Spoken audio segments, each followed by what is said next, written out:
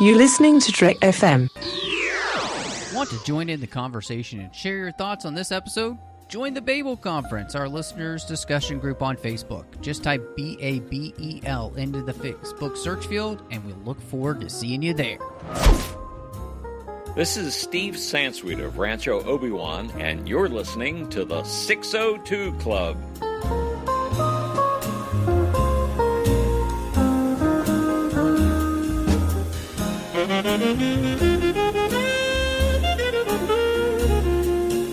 Welcome to the 602 Club, Trek FM's local watering hole. We are so excited to be here. We are coming at you from, well, I guess what used to be Camigi and now is just a nice asteroid belt. But there's still a bar here, so we're really excited to be here. And it's, as we're recording this in 2019, this is the last episode for the year, and we're going out with a bang as we will be talking about the final Skywalker movie in the Star Wars series, and I can honestly say, long have I waited, because I have been waiting so much to talk about this. So many things that I've just got to get off my chest with this. I'm really excited though, because of course with me, as she is almost every single week, Christy Morris. Yes, I'm back, and I am with you. This is the first time I've really gotten to sit down and talk to you about how the both of us feel about this movie. Yes. And wrapping Which we up. don't actually really know that much. Like, I think I know you liked it, but that's about it. Yeah, right. So we're going to really get down into detail. Which is exciting. And, if we're talking about Star Wars, it usually means that this gentleman is sitting across from us through great distances. And the one and only appearing by hologram, Bruce Gibson. You know, I had shaved a month ago, but then when this movie was coming out, I grew a beard because I wanted to be a Jedi again. Nice. So you could have the Hamill look? That's right. I can have the Hamill attitude. I beg to differ. You are Palpatine. You do the best voice I've ever heard. Oh, well. Besides Ian McDiarmid. Well, then I'll save that for the end. Don't tell Sam Witwer that. Well, we're super excited to be here. We have so much to talk about. So just a quick couple of reminders. You can find us wherever you get your podcasts. Of course, Apple Podcasts, give us a star rating review. Please do that. It makes a huge difference for, whether people find us or not. Follow us on Twitter at TrekFM. We're on Facebook at facebook.com/TrekFM. And then, of course, we've got our listeners-only discussion group called the Babel Conference, housed there on Facebook, where you can also find us. A huge thing, we want to say, and again, it's another great year here on the 602 Club, and I want to thank our associate producers, Ken Tripp, David Grayson, Ryan Millette, and Daniel Noah for joining us each and every week as associate producers here through Patreon. We appreciate their support, and there's no way we could do this without their help. The network needs you as well. So join them in supporting the network each and every week over on Patreon. At patreon.com/TrekFM, you can become part of our team. Honestly, every little bit helps every month. We've got some great contribution levels, though. But this is an expensive enterprise. Bruce knows that with what we do here. We've got so many podcasts coming out. So if you like what we do, make it maybe a New Year's resolution. Join our team. Again, that's patreon.com/TrekFM. So, you guys, leaving the theater, maybe even just your first initial reactions. What were you thinking as you left the theater with this final Skywalker saga movie? I was speechless. I mean, I feel like that's a cheesy thing to say, but it was true because there were so many things that I did not expect, that I did not get spoiled for, thank goodness, because I stayed away from Twitter, and some things that we learned that we've never seen before in our Star Wars movies. So I was blown away. So I'd be dying to know if the two of you felt the same or had some different opinions. I couldn't be speechless because when I came out of the screening, we did a first reaction podcast for the Star Wars Report, so I had to talk. But but regardless, it's kind of weird because when I went to see The Force Awakens, I didn't know really quite what to expect because we're relaunching Star Wars, and that I did come out speechless. Like, okay, what did I just see? Where are we going with this? What is this new Star Wars all about? And with each movie that's come out since, I can process it. I'm more comfortable watching it. So I came out of this and I felt really good. I felt excited. I thought there was a lot there. If anything, it was more of a, I can't wait to watch this again because there's a lot going on and I want to make sure I captured it all. And all of the little things in the background. Yeah, and I'm still I've seen it 3 times, and I'm sure I still haven't caught anything. Because just today I learned there's a Bothan at the end of the of the movie, and I was like, wait, what? There's a Bothan? Like, how did I miss? And I probably did see it, but I didn't register it was a Bothan. That's great. Yeah, I remember. So just a random thing that popped out to me. The 4th viewing was Cinda Nathano, who's the Crimson Corsair from the Force Awakens. You know, the pirate that Finn's going to go off with the cool helmet.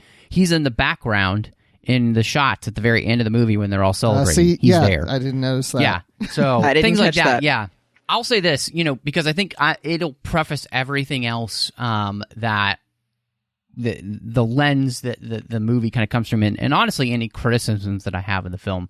And I mentioned something similar on Aggressive Negotiations when John Mills and I were talking. He couldn't be here. If anybody's wondering, he's on vacation. He's cruising around the Caribbean, so kind of hard to get a Wi-Fi signal out there. But he's on vacation, so why would you want to? So to me, I liked the movie, and I was able to say that right away. Like, strange, with The Force Awakens, it took 6 viewings for kind of come to some kind of resolution with that movie. The Last Jedi I've never really warmed up to The Last Jedi. I haven't warmed up to The Last Jedi.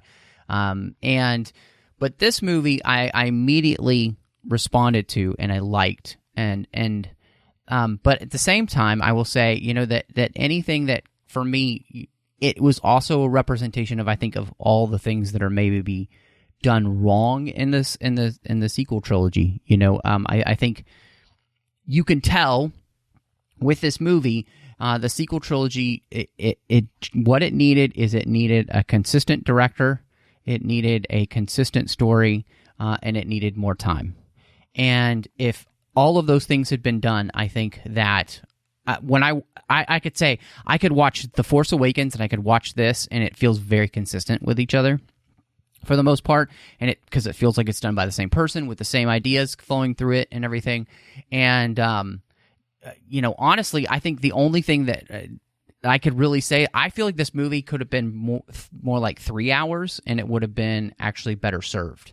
Because I feel like there's so much packed into this movie. I honestly just feel like it maybe needs more time to really give us everything. Yeah, some of because it's there's rushed. A lot of Yeah, absolutely. There are a lot of stories that I think, even little side stories like with Lando. If you're reading the visual guide and stuff, there are stories that were happening there for him. And I think the one thing that I said all the way back at the beginning of The Force Awakens when we talked about that filming is JJ. He just won't let things rest. There are only a few scenes where things really rest in this movie. And there are a few scenes where people are just able to have a moment. And I think those are the moments where things really shine. And we just needed some more of that in this film. So just saying all of that, I think that's how I was feeling even the first time I saw the movie. But, seeing it 4 times at this point, and I've got more showings in my future. But that's kind of where I really came to, was I think this movie is endemic of the problems of the sequel trilogy, but I think that I feel like for the most part, JJ did the best he could with what he had to work with, and him and Terrio really came up with a story that worked for me. So I agree with that for sure. Yeah, that he did a great job for what he had to work with and the position he was in trying to wrap all this up. But that it was part of my first reactions when it came out. Is I remember saying that this should be. It felt like it could have been 2 movies. He could have really easily split into 2. Yes. Yeah. Like a part 1 and a part 2. Yes. I'm glad you brought that up too, Matt, about the just needing to take a beat on certain things at certain moments. Because if you look at this compared to The Mandalorian, there's great moments where Favreau and Filoni decided to just focus on the background and on taking a beat and really diving into a moment to give it more weight. And I feel like that is something that you see a lot in JJ's work outside of Star Wars, and then also in this movie, that everything is so jam-packed from this scene to this scene to that scene that there are rarely moments where he pauses and puts the more emphasis on certain parts. And he also spends a lot of time like weaving, it's like he wants to surprise you, he wants to tease you, he wants to, fan serve you in some respects. There were times where I was watching this where I thought, well, let me just say this. Afterwards, I thought, this kind of reminds me of Star Trek Into Darkness, because there were things where I left that movie, I was like, wow, I feel like he was trying to cram so much in and do all these like callbacks to other things that are sometimes a little too much. And I felt like he was doing that with this. That's my one criticism of this film. It doesn't bother me as much anymore, but the first time I watched it, I felt like he was trying a little too hard. Like you're saying, you're naming all these characters in the background, which is great, but it's like I felt like that was the whole movie. It's like, oh, I'm going to do something that's like a callback to this movie or something similar to this, but then I'm going to twist it, and then I'm going to turn this, but then I'm going to go back to this, and I'm going to tease. It gets a little too showy sometimes for me. Yeah, I mean, I think even just those first few scenes, that's on Mustafar, and it's supposed to be in the ruins of Vader's castle, which I think would have been much neater to make that connection all the way back to like Rogue One and stuff, to really use that. And instead they really cut that down to just the barest minimum. And those are just moments where I feel like you just could have allowed those scenes to kind of breathe a little bit more. I will say, though, on the other side of this, I feel like in some ways, JJ kind of got back a little bit to the swashbuckling feel of the original films, but even the prequel trilogy too. Like in the prequel trilogy, we're hopping all over the place. I think of like episode 1. We start on the Naboo, and then we hopped to Tatooine, and then we're back to Coruscant, and then we hopped back to Naboo, right? And the Attack of the Clones, we're hopping all over the place, following different stories, and so, but this one, we were doing that, but really, I think, we just kind of, the thing I left the feeling with was we finally got a chance to spend time with the characters together, and, I think maybe that's just why I wanted more movie, because I just wanted to spend more time with these characters, because we set everybody up in The Force Awakens. We barely get to spend time with anybody together in the second movie that, we really knew as a group. And then this third movie, like, we're really all together as a group, and I just wanted to spend more time with the characters. Like, I just, like, that's the other feeling I came out with. That's just where I, like... I loved all the time we got to spend together, and I just kind of wanted them to have even more time together. So, yeah, I would say that then on a whole, kind of where we are is it seems like we're all pretty positive, which is great, which I think that's the other relief I came out with, was relief. Like, thank God that I don't hate this. Yeah, I think there was a lot of possibility for that to happen. I think we were all going into it worried because we knew that they were promoting this as the end of the Skywalker saga, and this is the 9th film. We had a lot riding on this to be wrapped up for one movie, and so it was really worrisome as a fan of all of them to see how they were possibly going to be able to tie up so many open ends. But I was really, really impressed. Well, what's funny about it is when I left not the meeting. I'm so used to being in meetings all the time, but when I left the movie, I know that I liked it, but I had no idea if other people were going to like it. And it wasn't long after that Christy, your husband Michael, texted me, and he asked me, he's like, "Am I going to like it?" I was like, I have no idea. Because something I like doesn't mean that somebody else is going to like it. But thankfully, like, I've gone online, I've seen more positive than negative. I've seen people out there that I thought were actually going to love it that don't, which is really surprising to me. And then the critics, I thought, are a little harsher than I would have put it. But I agree with a lot of things that they say, but it doesn't bother me, and it doesn't take away from the movie. So, yeah, I'm relieved. Yeah. Yeah, no, I mean, and I totally said that, and I'll say it here because I think people need to kind of know where I'm coming from. I think I'm probably being a little bit more generous to the movie than maybe I should, but that's just where I'm coming from. You know, like, I liked it enough, and every viewing I've found ways to, like, continually fit this into the saga so it feels better and better to me. And so just hear me on that. That's my bias. That's where I'm coming from. The fact that I didn't hate this movie, that I liked it in the first viewing, it's just continued to be something that I've continued to like more and more as I've seen it.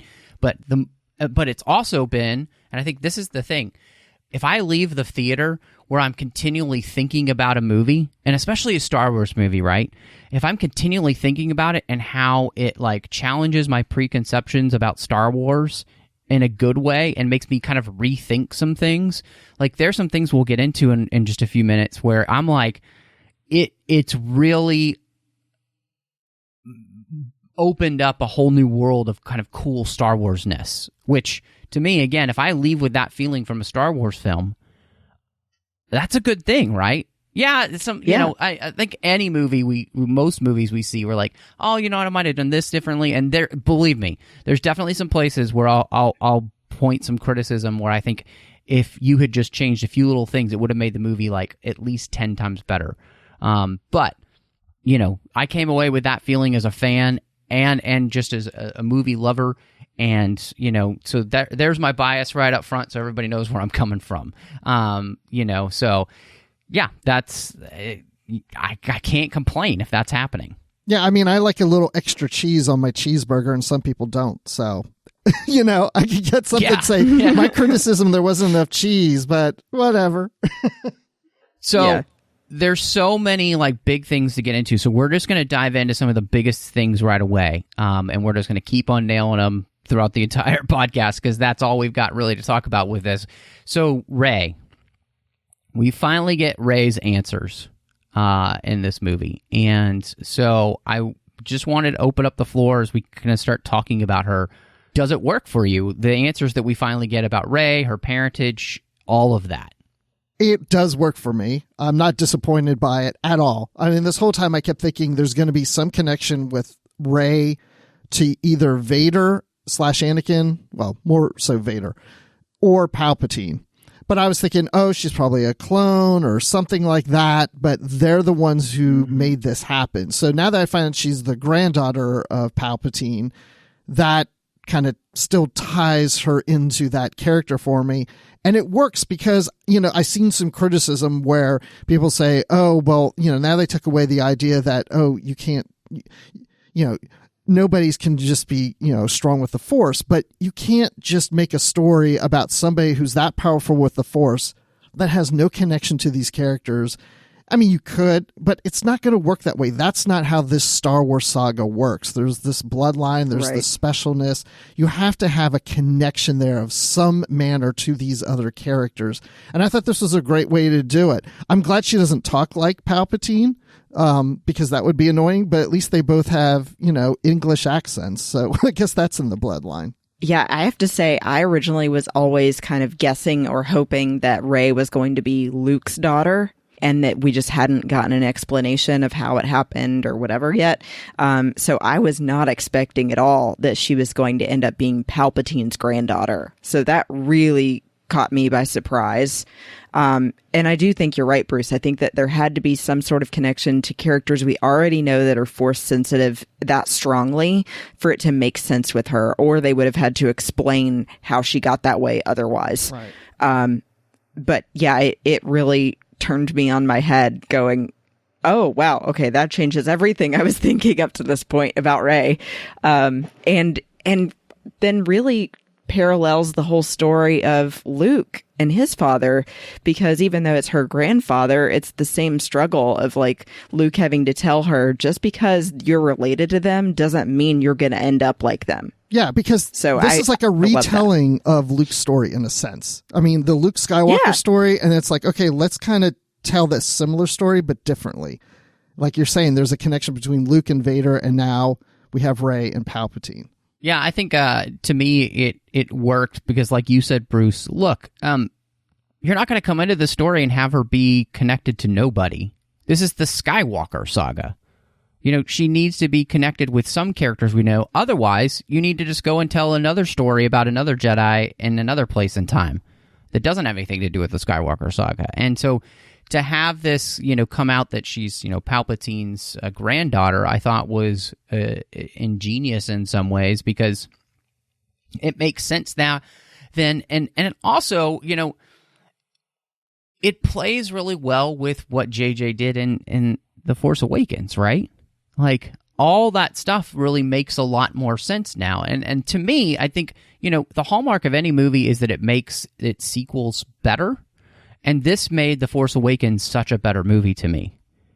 And part of it is because we finally answered the questions that JJ had raised in that movie. And, you know, for me, I also liked the explanation because it also kind of explains not only why Rey has been so powerful, but why she's been so much more passionate. Like, you know, Rey has been a character, anytime she's in a fight scene or anything like this, she's much less serene than the other light size users that we've seen before. She has more of that kind of Anakin vibe. Like, she when she battles somebody. And so that's kind of something that I really appreciated about her as a character, is that we kind of explained that as well by saying, yeah, she's the daughter of the most evil person we know in Star Wars, you know? And so, or not the daughter, the granddaughter. And so I really liked that. But I also liked what it allowed us to do then for her in this story, because I really look, you know,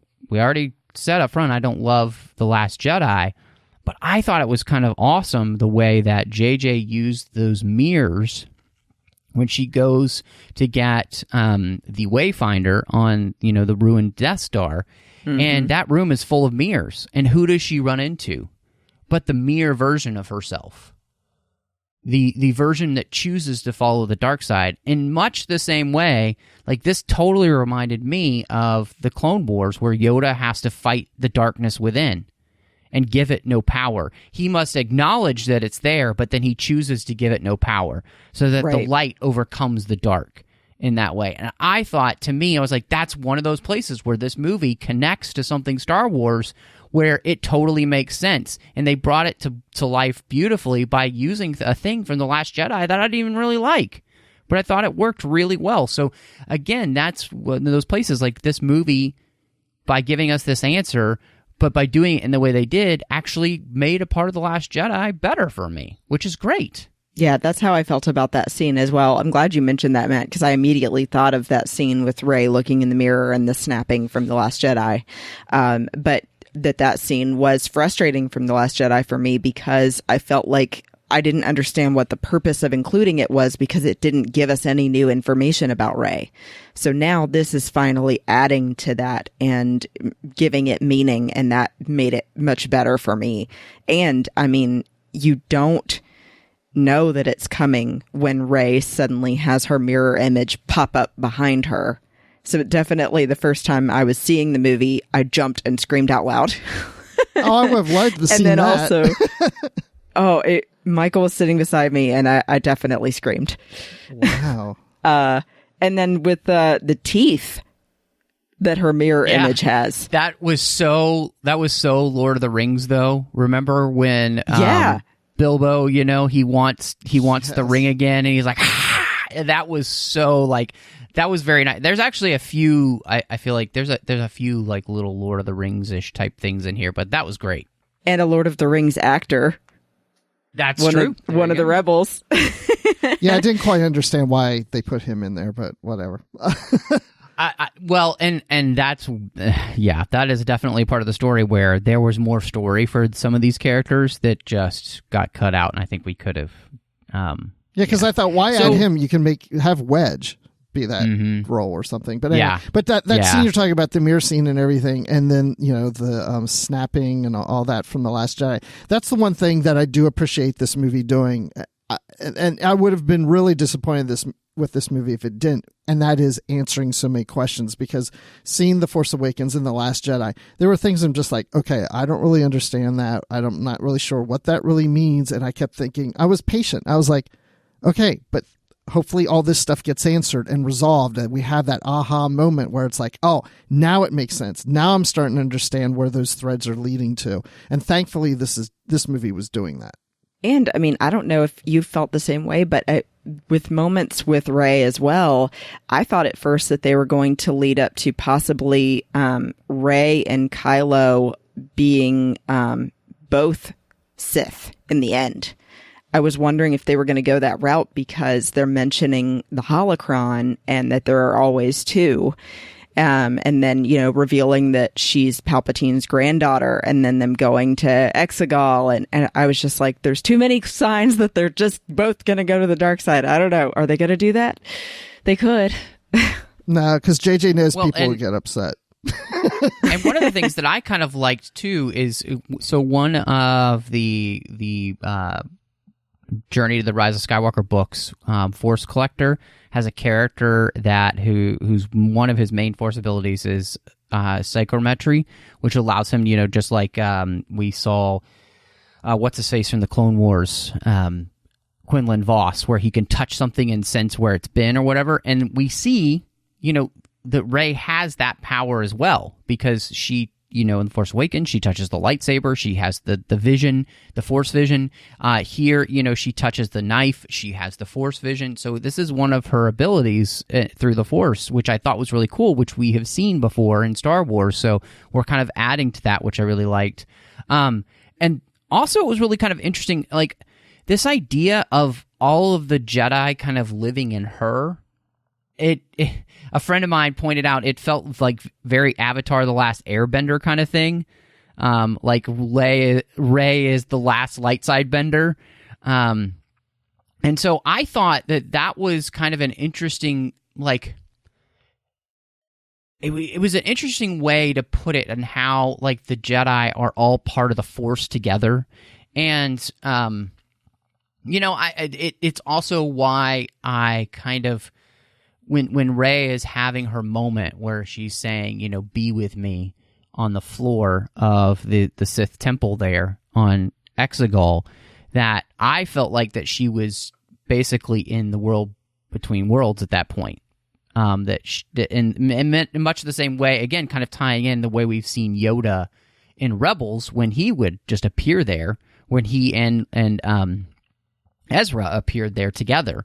And that's why she can also hear all of these Jedi. And, we don't know if Ahsoka's dead. So how would she be able to hear Ahsoka? And that kind of like very much gave me the idea of like, not all of these Jedi that we're hearing, are actually Jedi that are dead at this moment. So, like Ahsoka, because I don't believe her to be dead. So that was just a really cool moment to me of really kind of seeing how if a Jedi is truly in touch with the Force, and again, we've seen it with Yoda, we saw it happen with Ezra and Rebels, that they can truly commune with, those that have come before and gain knowledge from the Force in this way by being in this type of place. And so I thought that was a really cool idea, and I really appreciated that, because it's going to go to this thing about like, we talk about it, I think, in a little bit, about following in the footsteps of those who have come before us and the example that they have given us, the good example. And so to me, that was really neat.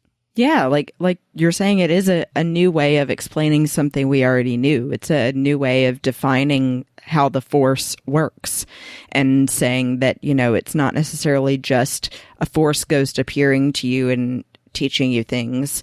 And it's not just Rey's visions. It can also be this communing with all of the Jedi that are either Force ghosts or still alive. But that she couldn't do it until the right time, and until she really had all of her focus on that. Because, when she's in the scene early in the movie with the rocks floating around her, she's trying to do it and it just wasn't happening. So I think she just wasn't in the mindset to really be focusing all of her energy on that alone. She doesn't like rocks, at least in The Last Jedi. She said that, but she still doesn't probably. But, I thought the whole thing with the different voices, I perceive that as them all being dead Jedi. And I understand what you're saying with Ahsoka, and that could be true. And the reason I'm only assuming that they're all dead is because she's been referred to as the last Jedi, as if she's the last of the Jedi, that all other Jedi are dead. Right. But Ahsoka could be alive, but just in a different plane from the last time we've seen her. So her situation's different. Right. And doesn't and consider she's not herself a Jedi. Right. So even though she doesn't consider herself a Jedi, she's part of the Jedi in this representation. So she's once you're Jedi, always a Jedi, unless you go to the dark side. That's my opinion. Yeah. Yeah, no, I think, I think to me, it just raised interesting questions where I really want to continue Ahsoka's story now. Like, I need to know more about that story, so. But that's the beauty of doing movies like this in this manner, is you plant all these seeds and you leave a lot of things open for interpretation or just ideas open. JJ does a lot of that in here. Oh, yeah. So that spurs so many things that you could do in new movies or series or books or whatever. Yeah. So it's a lot of fun. Yeah, and I mean, it was just so cool to hear all of those Jedi. I mean, the fact that we hear Anakin, we hear Obi-Wan, we hear two versions of Obi-Wan, we hear Kanan, we hear Ahsoka, we hear Mace Windu, which is kind of cool. We hear Ayla Secura and what's her... oh gosh, I can't remember her name right now, but we hear all of these different characters, which is just so neat to and from all these different eras, and again, really to have Anakin kind of be the one who was front and center there for a lot of it was really neat.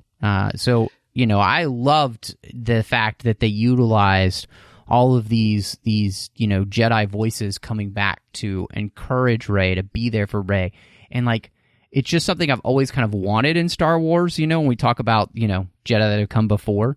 It was just awesome. Wouldn't it have been great? Think about how we just saw, Palpatine, and he represents all the Sith, and you see that, arena of Sith spirits is what I'm calling them. If we had not just heard the voice of those Jedi, but if they all appeared as ghosts in front of Rey, everyone you just named, can you imagine them all just standing there together? That would have freaked me out. But, too, I don't know, I'm kind of glad that they didn't do that. I think it had more emotional meaning to it, not having them appear as Force ghosts, those of them that are definitely dead. But I mean, too, that would have also been cool. I also thought one of the beautiful things, there's that moment where just with Rey where she saves Ben's life, and I loved that moment with her because it's a really spiritual moment, because in that moment they're still enemies, but she feels pity on him, knowing that his mother has died, knowing obviously that his father is gone, and she heals him. And then I love how she says to him, I wanted to take your hand, but Ben's hand.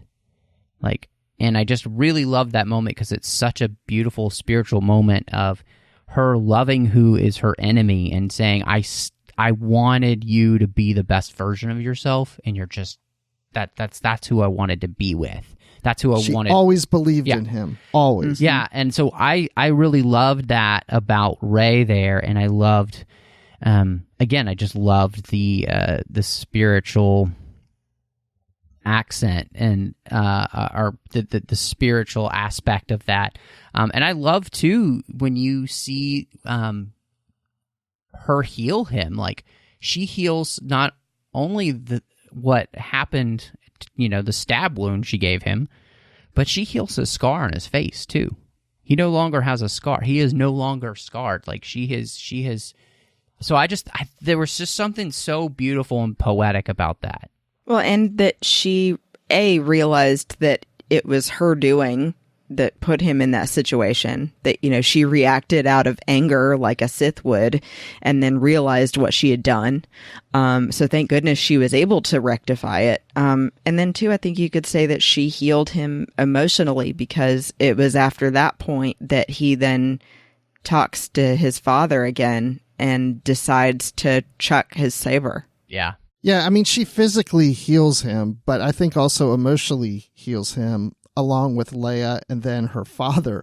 I mean, you really think of it, he's kind of ganged up on at that moment. Right, that's true. It wasn't just her. Yeah. No, I agree. Yeah. I also, what did you guys think about her claiming the name Skywalker at the end? I can't answer that because I already knew that it was coming. Oh, how'd you know? Read certain things, leaked things, and so I knew it at the end. And of course, when she's standing there and she's like looking off in the distance, I'm like, it's coming, it's coming. Yeah.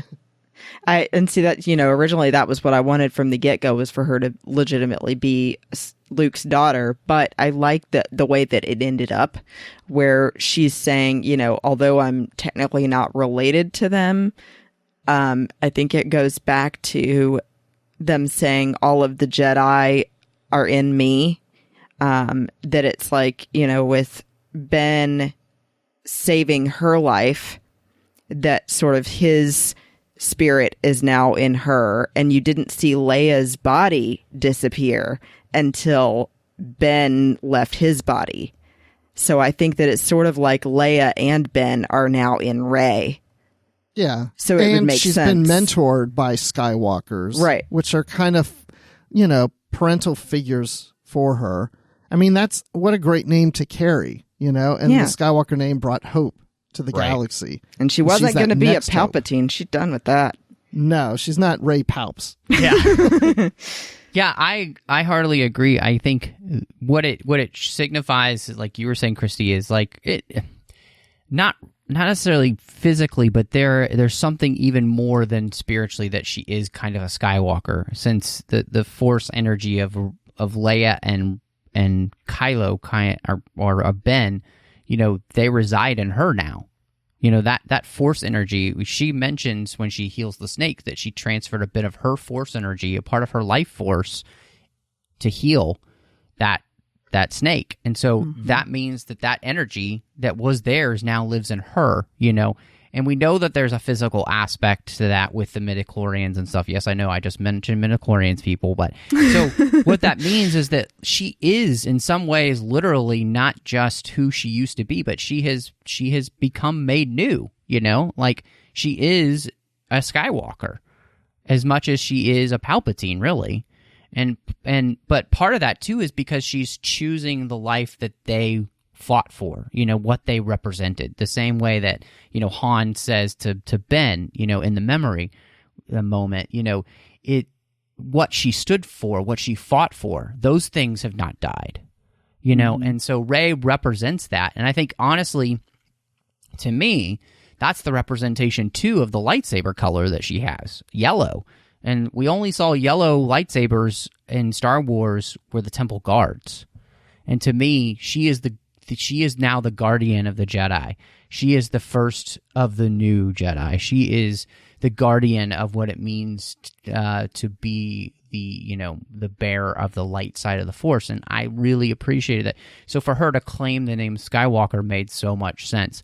Like, she's been adopted spiritually and given a new name. And again, it's a really spiritual concept, you know, and to me, it made so much sense. And I liked it, you know, if she wasn't going to actually be a Skywalker, for her to be adopted by the Skywalkers, again, it makes so much sense.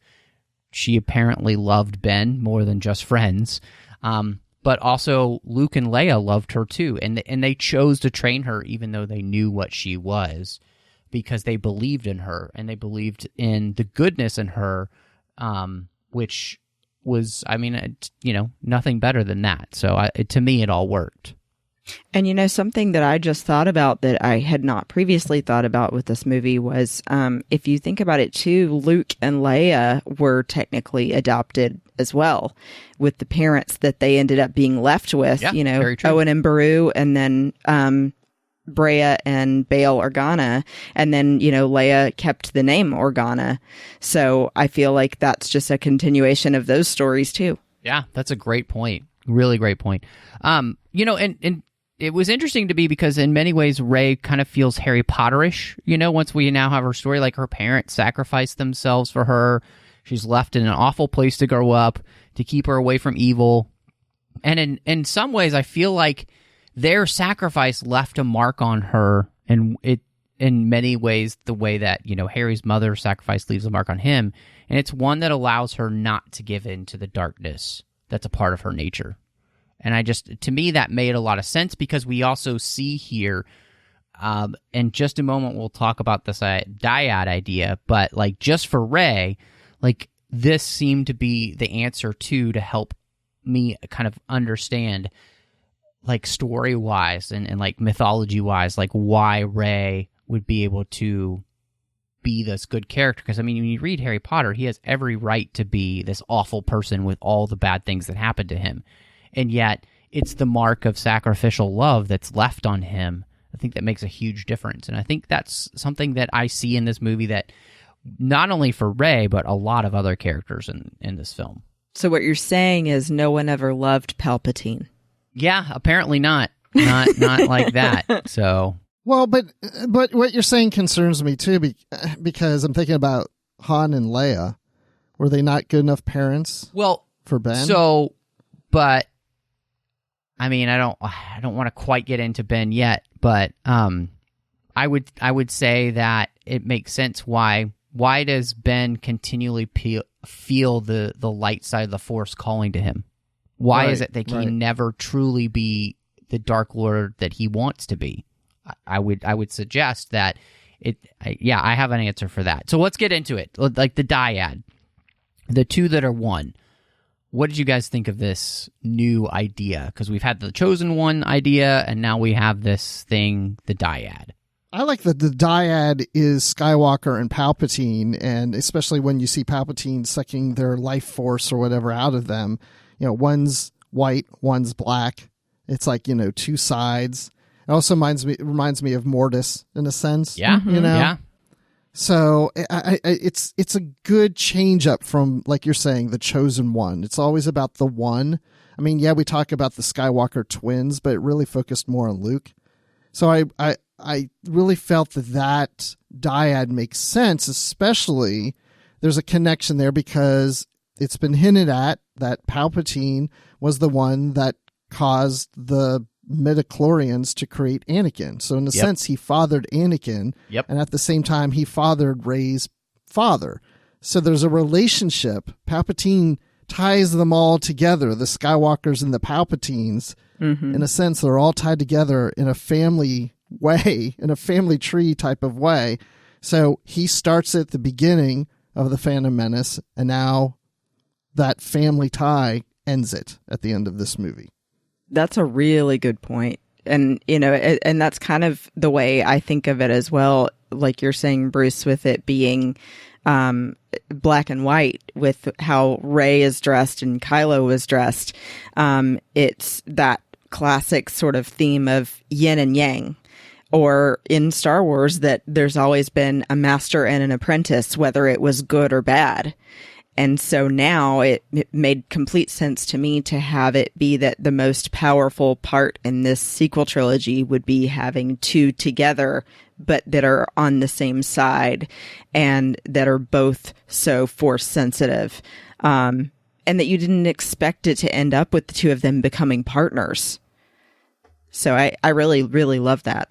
Well, and it's interesting because, again, to reference The Last Jedi, when you're at that temple on Ahch-To, on the floor, there's the mosaic of Jedi Prime, which is the light and the dark together with one saber. And so I think this all ties together. And what I think it comes down to is that we see the selfishness of the Sith, right? Their desire to live eternal, and that what we really see is that sacrifice is the only way to truly save someone we love. and that there's always going to be a cost to that sacrifice. And sometimes that sacrifice requires your entire life, like we saw with Leia, like we saw with Anakin at the end of episode 6. And so, and with the Force creating life and binding it together and continually being fed by life as well, what I loved about all this idea is, like, Yoda does say in episode 3 that misread the prophecy could have been.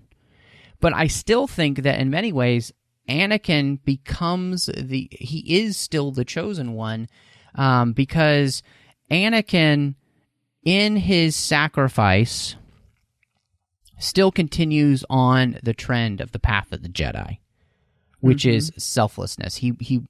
And so this is how I kind of read it, and this is the way I feel like I was really able to bring all 3 trilogies together for myself in my head, is that Anakin is the chosen one, but he abdicated that role when he says no on Mortis.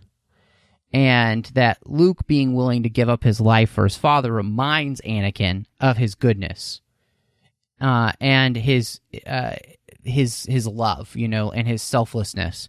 And it brings him back almost to that boy that we met in episode 1.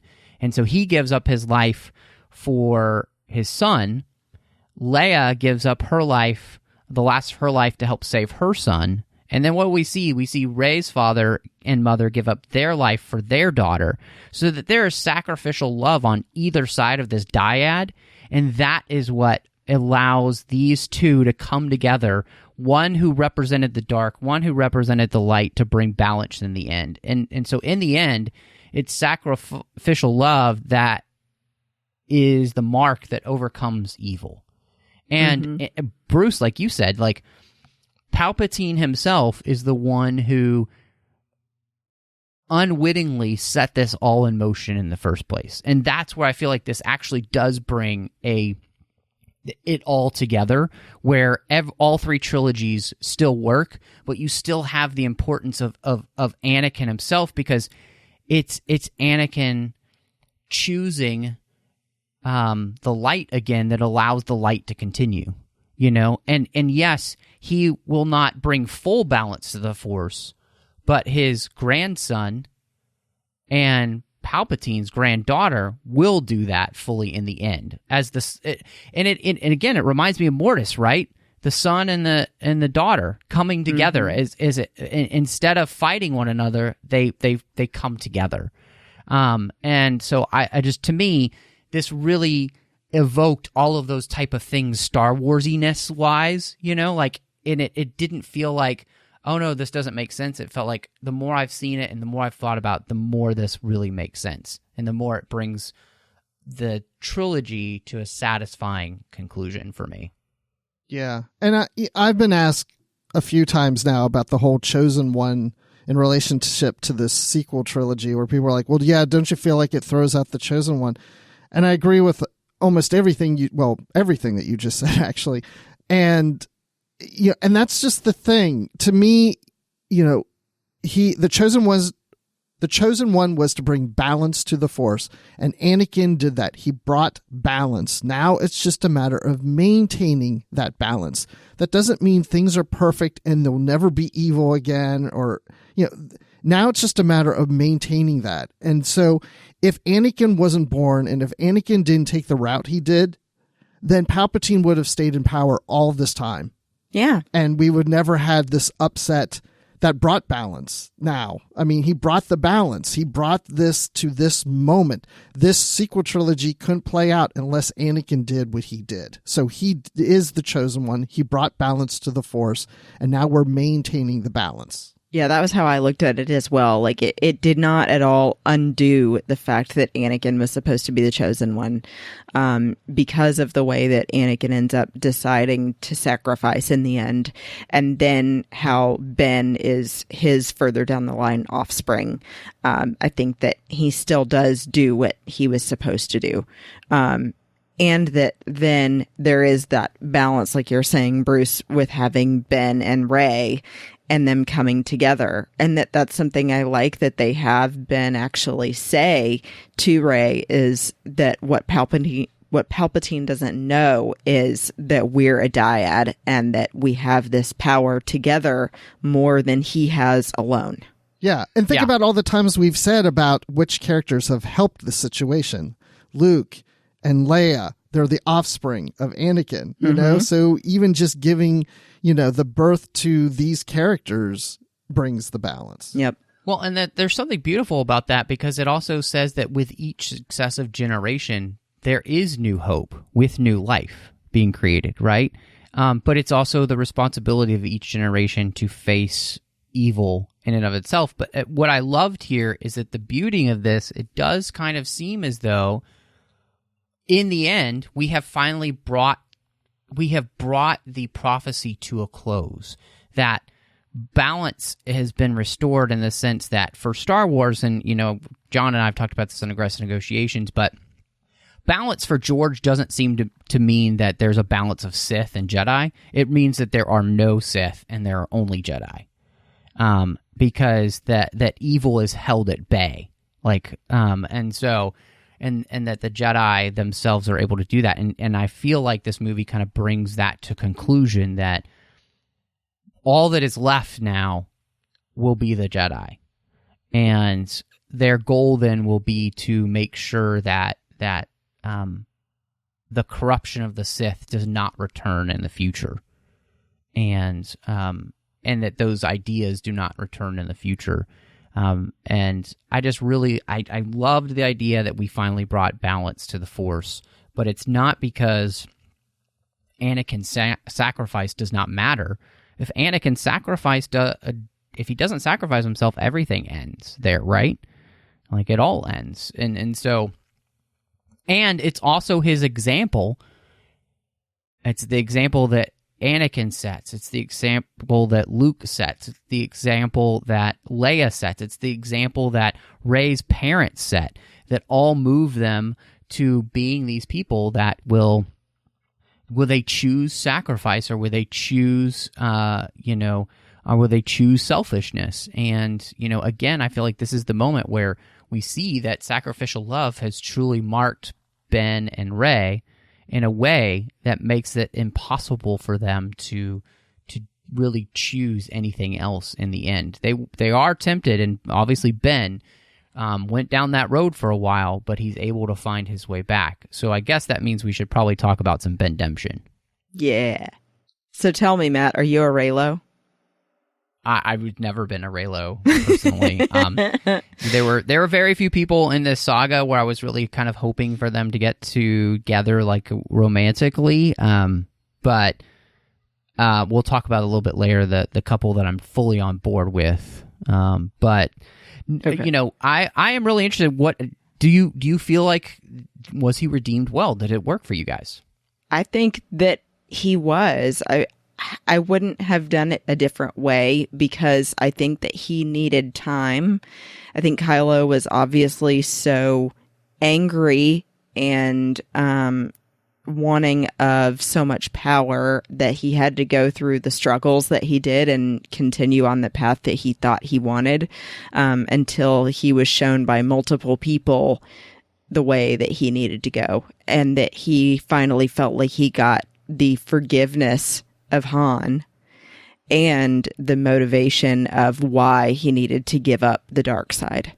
I don't think that there would have been any redemption for Kylo unless he had that moment. And I really thought it was beautiful that he used the same words that he did when he originally killed Han. He said, "I know what I have to do, but I don't know if I have the strength to do it." And Han says, "You do." And that actually made me cry. Yeah, don't make me cry, Christy. Hey, man, I will fess up. Every time I've seen this movie, there have been multiple times when I've teared up. I think thank you. So I tear up at different points each time I view it. Like the thing I teared about the first time, I'm not tearing up. I'm tearing up at a different scene that I didn't tear. It's crazy. I did not necessarily wanted Ben to be redeemed. I didn't have a problem if they were going to go down that road, which they did. But my thought at the time was Kylo Ren not only just killed his father, but he's killed, the village at the beginning of The Force Awakens. He's killed multiple people. And I know Vader has done the same. But I was just like, why redeem someone who's done so much horror and has taken so much life? But this really worked well for me in this movie because they played it as that was Kylo Ren. And now you have Ben Solo. And they're two totally different people. When you're on the dark side, you are not the same person. You're being influenced. You're totally changed. He is not who he is. And they're very specific in saying that you are now Ben Solo. And it's like, I looked at those characters now as two different people, that Kylo Ren did all that murdering of planets and people and so on and so forth, but Ben Solo didn't. So that's why that worked for me. The redemption worked for me because he went back to being Ben Solo, and he's not the one that did this. And that it wasn't easy. It wasn't like he just suddenly on a dime was like, oh, I decided I don't want to be Kylo Ren anymore. No, and that's a good point, because that's the other thing that I like is it's always been hinted at in all these movies that, you know, he's still struggling. He's feeling a pull to that light side, which we talked about earlier, because, you know, the love of his parents that made it even harder for him. And that helps. You're exactly right. It's not like he's just all evil that all of a sudden, oh, yeah, now I'm redeemed. Mm-hmm. He's always being pulled that direction. Yeah, this is something that I feel like I'm with you, Bruce. I didn't know if I wanted him to be redeemed, but the way that they did it ended up working. Part of that was because I loved the way that, you know, again, we see Han walks out on that catwalk knowing there's a good possibility he might die, but he's willing to do whatever it takes for his son. And Leia does the same thing for her son. And again, I feel like what's beautiful about this, and Palpatine even says in that transmission, he's like, Princess of Alderaan has disrupted my plans, but it'll be no matter. And really, Palpatine, in many ways, this is where Palpatine and Voldemort are kind of similar, is they don't understand the power of sacrifice because they're not willing to make any sacrifices themselves. And so these sacrificial acts have a huge... So you put the fact that Han, Leia, and Rey all make a sacrifice for Ben there. You have the moment at the end of The Last Jedi where Luke apologizes to Kylo, saying, I failed you, I'm sorry, but I can't be the one to redeem you. It has to be Ben's choice. Ben has to make the choice to turn around from evil and do what is good.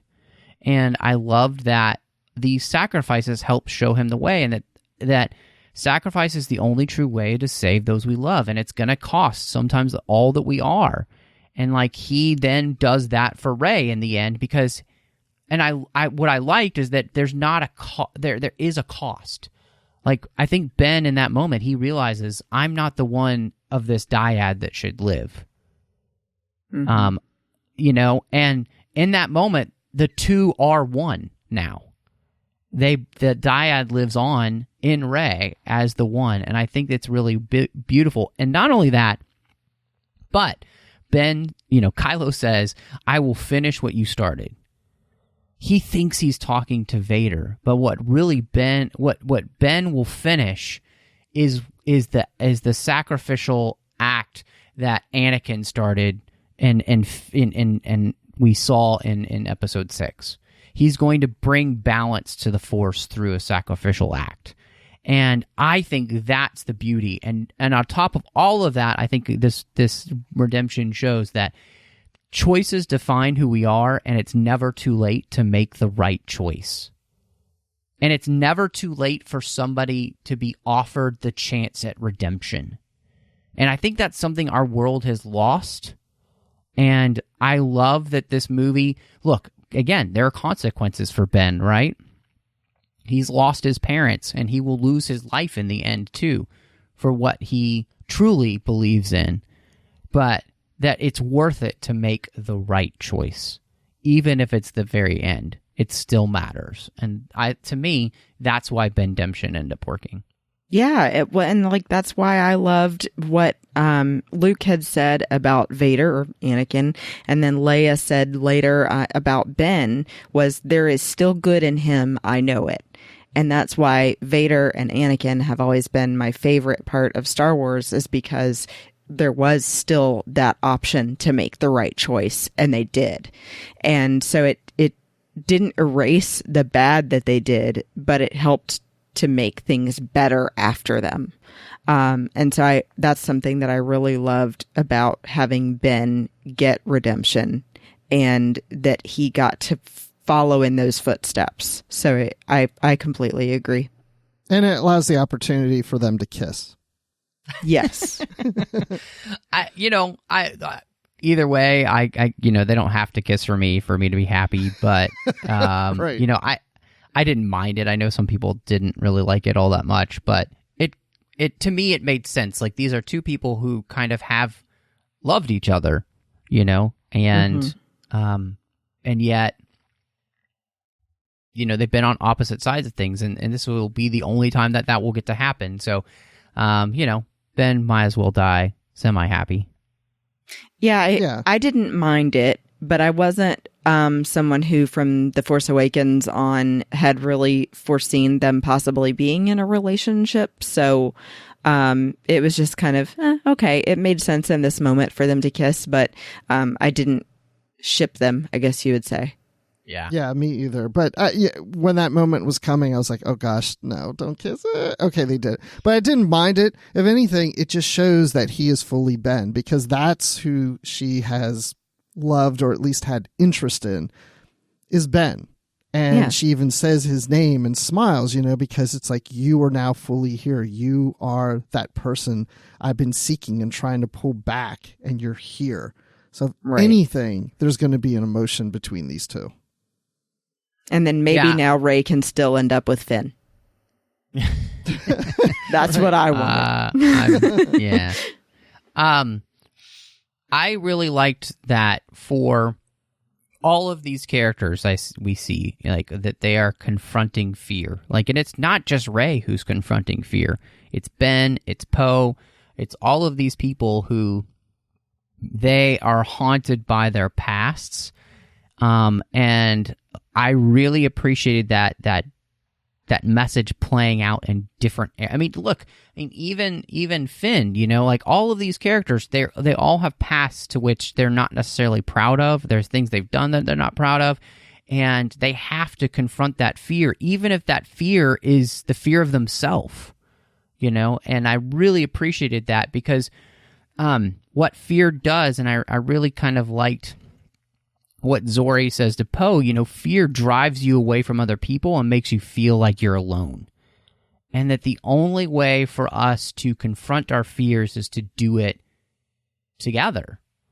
And that's what Lando says to Poe as well. Like, realizing that you are more than you know, but it's not just about you, it's about banding together and not doing it alone. And I really just as a theme for the movie, I really appreciated that they played that theme out in different ways with different characters. And in the end, all of the characters are willing to then confront their fear and move forward by confronting whatever it is that they're afraid of, but then overcoming it and being willing to lay their life on the line for other people, whether it costs them everything or not, which, again, it's just like, that's what Star Wars is all about. Great messages like this. Well, anytime I hear fear, I think fear leads to anger, anger leads to hate, but you have to conquer that fear so it doesn't take you down that path, and you're right. It's such a symbol in this movie about fear and joining together. And even Luke, says that he was wrong for when, he was wrong to be in The Last Jedi is what he was saying. No, I'm just kidding. But, from his circumstances there, he's like, I was wrong. I was here because of fear. And Rey, you can't fear. You have to face those fears. If anything, her storyline now is a mirror that parallels probably what Luke's story was that led to The Last Jedi. Yeah, my favorite quote, I think, from this whole movie was when Zorii is the one to look at Poe and say, they win by making you think you're alone. Because, I mean, it's true. Like, it even parallels how Palpatine tries to convince people to join the dark side, making you think you're alone and then making you want to be the sole person in power, and fueling that selfishness and the fear. And so I love that fear and selfishness and aloneness are all themes in the movie that show the path to the dark side, and that is how the Sith wins, and the only way that the Jedi will win is to go the other direction. Yeah, I really like that, Christy, because one of the things that this whole theme reminded me of was that idea of like that Kylo says this to Rey, that the dark side is a part of our nature, and fear really drives us to give power to the different wolves in our lives. So we're gonna feed the wolf of fear, or we're gonna feed the wolf of courage, and of self-sacrifice. And so what we see is the dark side really is something that kind of isolates you, keeps you in the dark, literally and figuratively. Whereas self-sacrifice is usually the thing that leads you to be there with others, be doing things with others, and for others. And so, I just really appreciated that this theme plays in perfectly to the struggle between what the dark and the light. And that, again, it's about, I keep coming back to that from Frozen 2, but it's like doing the next right thing, like to confront fear.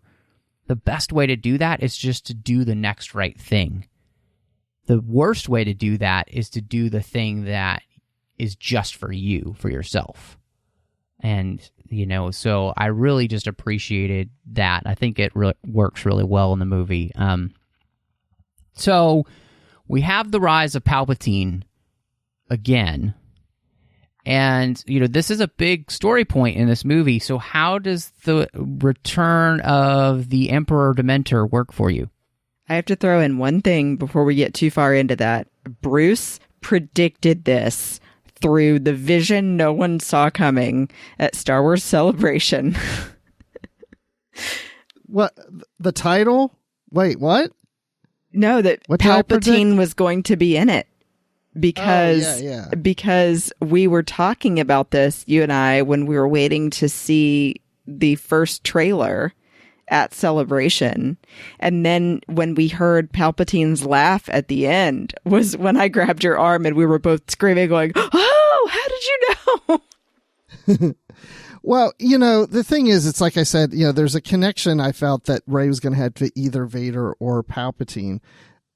And the thing is, first of all, if I were going to be doing, adding a sequel trilogy, I probably would think to put Palpatine in this last one, because the first episode is the Phantom Menace, and that's what Palpatine is. So it makes sense to wrap it up with Palpatine. But at the same time, I get tired of every character we think is dead isn't dead. So the fact that he was like thrown down the shaft by Anakin at the end of Return of the Jedi, I would think, okay, he's done. He's dead. Let's, Darth Maul, like everybody who falls down a shaft comes back, But Palpatine is very crafty. He's got some weird sciencey experimental things going on. He has talked about cheating death. So all in all, with all that, it works. And I'm glad they reflect back to some of the things that he had said. He mentions some of those things in this movie, and you see his lab, and it works. I just always hesitate when we're always bringing dead characters back, but this one I was fine with.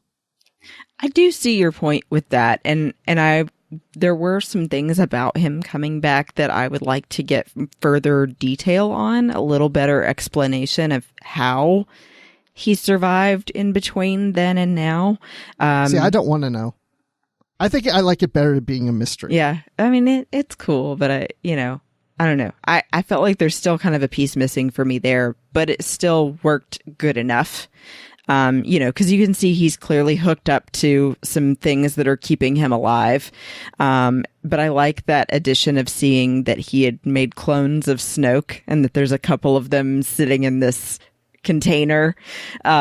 And I like that you see that Palpatine has all of these minions around keeping him alive, and spectators, I guess, sitting there giving him praise until they're needed for something. It is interesting. And it really worked for me the most when they bring back that quote from him saying that some things others would consider unnatural. I was excited about that. I mean, to me, one of the things that they did really well, and I think it really just kind of started to fit into things that we know of Palpatine. We saw in the Clone Wars he was doing experiments on Force-sensitive children. Mm-hmm. So, obviously, those things have continued. And we've seen, Dathomiri witches. We've seen some crazy shit in Star Wars when it comes to, things that people can do, and again, things that just seem so unnatural and so unholy. And so seeing him connected to these machines, like you said, Christy, we see Snoke, the clones of Snoke or whatever. So the thought processes in my head are going he's like draining the Force energy, kind of like the Dark Crystal almost. Maybe that's what it is, Bruce. Maybe it's Palpatine and the Dark Crystal. That's what it is. You called it. But that kind of thing is what it seems to be. That's what Palpatine's doing, is these just the darkest, the worst things possible to be able to stay alive, that he's been brought back through the sacrifice of innocence, mm-hmm. And I think, to me, that's the difference here. What we see, Palpatine is using all these things to keep him alive at the expense of other people, whereas the Jedi give themselves up at the expense of only themselves. Yes. And so when we saw anybody give their life for another in this movie that's a Jedi, like Leia or, Rey giving up part of her Force energy, or Ben giving up his essence so that Rey can live, those are willingly their choice to give up their own life in the benefit of another. For, Palpatine, we truly are seeing here that this has got to be at the expense of, countless thousands, who knows? Yeah. So, and again, it fits in line with not only, just one more thing real quick, when Rey runs to get one of the Jedi texts, in the mix is the line, the power to cheat death, from Episode 3. So there are those two quotes from Episode 3 in this movie where, Terrio, I saw in an interview, he said that line was just waiting, those lines are just waiting there for us to pick up on. So that's what we ran with. So, I mean, they're using canon to do this. So, to me, it doesn't bother me. And like you said, Bruce, it's ambiguous enough to where it works great. It worked. And the fact that they finally used this to bring it to an end, all of this to an end, I didn't know if it would work for me, but to me, it's one of the things that really helps bring all three trilogies together. Yeah, I mean, I'm sorry, I was just piggybacking on what both of you were saying, and saying that I think I really love how they're tying all of these different pieces of Palpatine in the past to Palpatine in the present, saying, that it's coming back to the discussion he had with Anakin about cheating death and about how he could have possibly saved Padme. But then if she was going to be like this, who wants that? Yeah. Who wants to live forever if that's how you're going to live? So, yeah, I love that. Point. As much as we're talking about Palpatine, now I'm starting to think about, would this trilogy, would it have played out a little better if we had known up front that Palpatine was behind some of the things going on in The Force Awakens and The Last Jedi? If we had been told as an audience that Palpatine was still alive and he's behind the scenes. Our characters don't know it, but we know it. I think, and this is that's a great question, Bruce, but to my knowledge, my thought process is that this movie and this trilogy would have just been better served if JJ had done the whole thing, because I think there would have been some hints or pieces in part 2 and then we would have gotten the revelation and full revelation in part 3. And I think just having more cohesion of one person's idea of the storyline would have helped, because there's so little really in The Last Jedi that truly means something for this movie. There are really only a few things, and most of it they revolve around the Kylo, Rey, and Luke story. And those are the things that matter the most. The rest of it's kind of irrelevant comparatively. And I think it would have just been, this is one of those places where you can see if they had a clear vision throughout the whole thing, but they had also just had one person kind of, navigating this whole thing, and they had maybe spent some more time to really think out the story ideas, you can see how it would fit. But to me, with what we got, and if you were to just watch this or you just watch Force Awakens and this back to back, they make a pretty good duology where there isn't too many questions where I'm like, just what? I don't know. I agree. I think for sure with the sequel trilogy, the biggest thing that hurt it was the continuity. It felt like there wasn't a clear plan for the arc to go in until we got to this movie.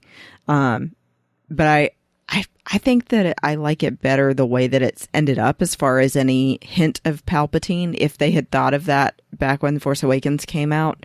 I like that none of us knew that it was going to end up being Palpatine pulling the strings again.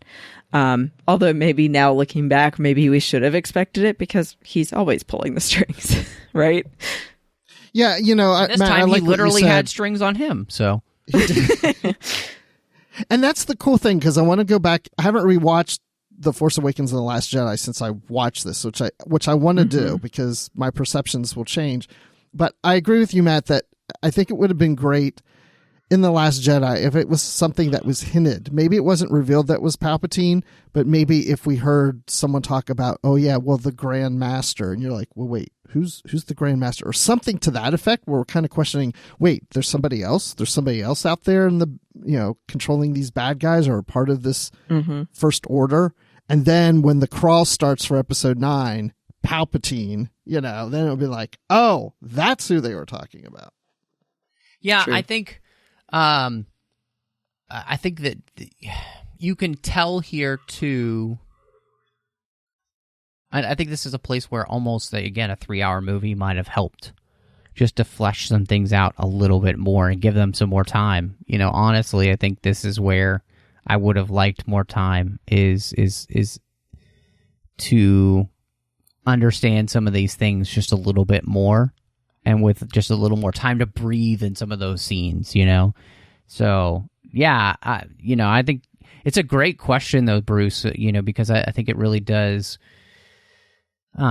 speak to, that's what we're, storytelling and storytelling structure and all that stuff, what works best and what doesn't, and Palpatine coming back, this, you both know this from Celebration. That's the thing I was most worried about. Like, is this going to ruin what we know of, like, the Jedi and living forever? And to me, it doesn't, because, again, Palpatine is holding on to the material. He negates the spiritual, for him, spiritual power of the Force is just meant to be used as another weapon instead of something to be learned or, become one with, or any of those things. Like it is the complete dichotomy of what it means to be Sith and Jedi. And it ended up working, which I loved. And, JJ Abrams kind of talked about this idea a little bit, and I just wanted to read just a little bit before we dive into something else. But he said, the idea of balance, he said, with bringing balance in the Force, and the whole point of the Chosen One, Anakin in the original trilogy, that he loved that idea of, like, balance through the Force doesn't mean it's forever, and it's not immediately everlasting. And that if we're not careful, that ultimate evil will rise again, and we have to be proactive about doing something about that balance for every generation. And so, I think that again, that's something where bringing Palpatine back brings it all together with the Skywalker saga. But as we talked about earlier with, like, the Dyad and stuff,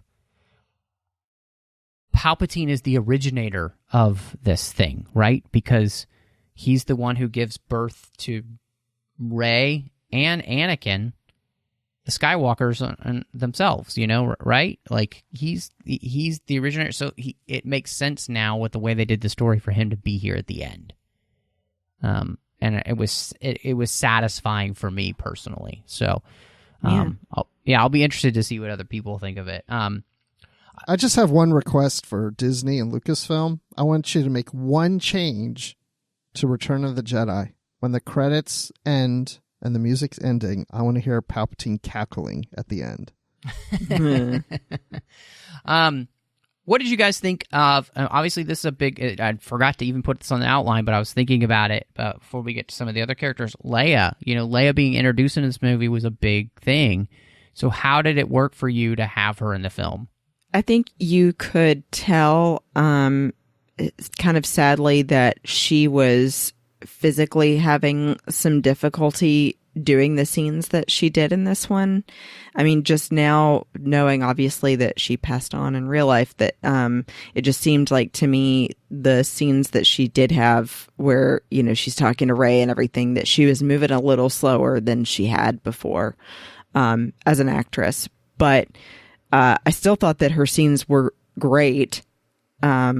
And I thought that it was an interesting way to go to have Leia being sort of like the Jedi Master for Rey, and introducing that Leia had a saber and that Luke helped train her. I didn't necessarily love the CG of their faces. I still think that was the only effect in the movie where I was like, no, this does not work. Yeah. Oh my gosh, it worked for me. I loved it. I felt like they got it as close as they possibly could, but it just still felt a little weird to me. But yeah, I thought she was great. I especially loved getting to have Carrie and Billy Lord in the same movie together. Yes, I thought about that too, because there's one point where we see Leia and her exchange, something to each other. I can't remember what it was. But, all those shots of her, all that video of her came from cut scenes from The Force Awakens. So there's several times where it kind of took me out because I'm looking at them like, oh, I know what scene that came from. Oh, that's from that cut scene from this or that or whatever. So it was a little distracting. And like you're saying, Christy, I mean, when it comes to The Force Awakens, I didn't think her performance was on par with how she was in The Last Jedi. I thought she knocked it out of the park in The Last Jedi. So the performance in this wasn't as well done as the last movie, but the idea of her being Rey's master, seeing her with the Force, that she's been through training, reaching out to Ben, if you didn't know that she wasn't really there for this movie, I think people would think that she was actually on set. So, yeah. And it works so well in the story. It could have really been so awkward where you watch it and go, well, that didn't really fit. And they just kind of shoehorn her in. It fits. It works. And it's not just a cameo. It's central to the storyline. It's central to Ben and Rey's story. Mm-hmm. And I don't know if you caught, too, that they did Billy Lord's hair in the braid crown. Yeah. It was really sweet. Yeah, this is, I think for the most part, this is definitely a place where they did the best they could with what they have to work with. And there were, definitely scenes where they're working really hard around the dialogue that they have from Carrie. So, and so it doesn't always work perfectly for me, but the way that they use her in the story, the other part that kind of didn't work as well as I wanted it to for me was her being trained as a Jedi, and I felt like that felt a little shoehorned in. And part of that is just that it added another plot point there, where this movie had a lot of plot points going on, and so I might have thought of, I don't know, doing it differently or something. I don't know. I mean, this is, I think that might be a story, just the storyline in general. Again, more time in the movie. Like, give me a 3-hour version of this movie, and I think it works a little bit better because there's just so much happening, and this is just one more thing that was happening. But again, I think they did a good job with Leia, with what they had to work with, and I don't have any problems with it. And I think that the moment where she died was good and effective, but it was most effective when we see Chewie's reaction to it. And I'll be honest, Yes. every time that happens, I tear up even thinking about it, just like, because that Wookiee has lost his best friends in the world. He's lost Luke, he's lost Leia, and he's lost Han. They're all gone. He's outlived them all. And the pain and there's the hurt you hear in those roars was perfectly done. So I think they utilized it to a full effect.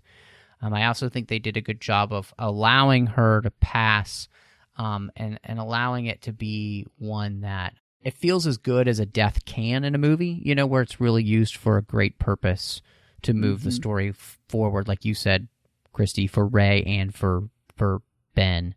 So all in all, I think what they do with Leia is it's as good as you could get it. I mean, you know, they really only have so much to work with. So I can't be upset for them in that. So I think it worked. And they gave her a heroic death. I think that was what we were all kind of worried about was, well, obviously they have to do it in some kind of way because Carrie's not here anymore.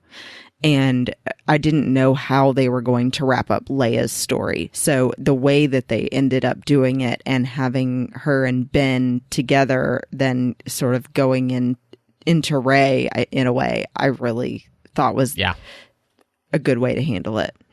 You know, one of the things that bothered me the first time I watched this movie is when Maz Kanata gives the medal to Chewie. I'm like, what? She just happened to remember or hear that 35 years ago he never got a medal, and she's like, oh, wait, I just found this? But then the second time I watched it, I noticed that Leia was holding the medal as she lay down to die. You don't get a really good shot of it, but you do see the outline of it as she lays down, which really meant a lot to me because I thought, well, that may be Han's medal. And she went to die and grabbed his medal that she had on hand, and then Maz Kanata took it after she disappeared and passed it on to Chewie. I just wish that would have been emphasized more, that she had the medal in her hand. Yeah, I agree. Actually, there's a moment in the Force Collector book where Maz Kanata tests the main character Carr to see what he learns from. He hands him the medal, but it's not the medal that she thought it was. It's Luke's medal that Han gave to her, saying it was his medal. So it was kind of a funny thing to be able to think back, like that's why Leia still has Han's medal, because he actually gave away Luke's, which was really funny. I just got to that scene in that book where Maz Kanata just came in. So yeah, that's cool. Great. So what did you guys think? You know, obviously Poe had a rough go of it in the Last Jedi. And for me, personally, I'll admit Poe has been my favorite character in these sequel movies. So what did you think of Poe's arc here and his storyline in this movie? Poe's the best. This was my favorite Poe movie, yes. I would say. I mean, he's the hero now. He's learned from his mistakes, and now he's the example to others. And then he's got great interplay with Finn, as he always has, but also with Rey. I mean, you really get the idea that these two have gotten to know each other for the past year since The Last Jedi took place. So, and just leading the fleet. And I, if anything, even seeing him in the Falcon, I was like, I feel like he belongs there. You know, like I would see a Poe movie with him and Chewie on the Falcon any day. Yeah, he feels a little bit like Han. That's what I was going to say. Yeah. I felt like they're trying to make it like Poe is following in the footsteps of Han, and that now piloting the Falcon is primarily Poe and Chewie, since it can't be Han and Chewie. I felt that for sure in the beginning when they're, trying to meet up with their contact and get some information on the First Order. And Poe is crashing into things and Chewie is complaining and he's like, I know. I love that. And yeah, I mean, exactly what you said, Bruce. I love seeing Poe and Rey get to have more time on screen together. I think that it was adorable, the comedy that they had between Poe, Finn, and Rey in multiple scenes. We never did find out what Finn wanted to tell Rey, and that, Poe then walks in and he says, you mean when Poe's not around? And I absolutely loved when they've gone into the sinking fields and Rey ignites her lightsaber and Poe ignites his flashlight. Yes, that was amazing. Yes. And he just like, well, crap. It did not have the same effect. It just reminded me when I was a kid, because I didn't have a play lightsaber. We would take out flashlights, and it just wasn't the same. Yeah, it's still a light beam. It's not the same. No,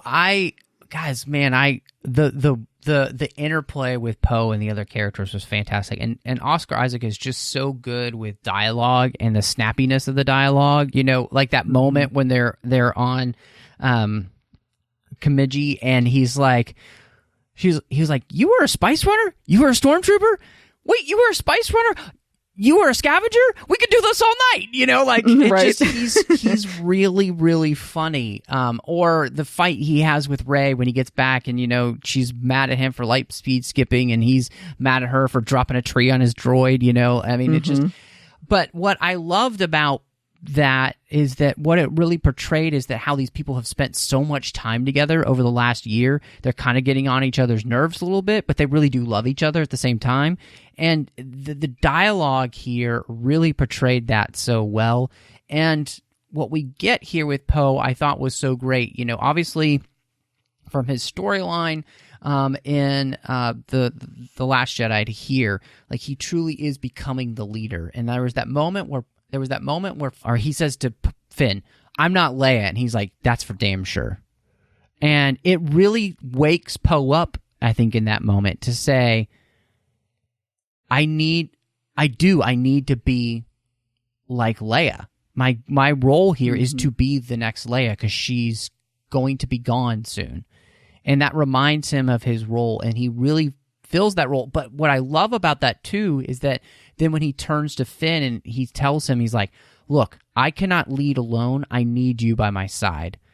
And it's the same thing that Leia did. Leia didn't lead alone. She led with others. Right. And that conversation that he had with Lando then was so important, where Lando's like, he's like, "How did you guys do it?" And he's like, "We did it because we had each other."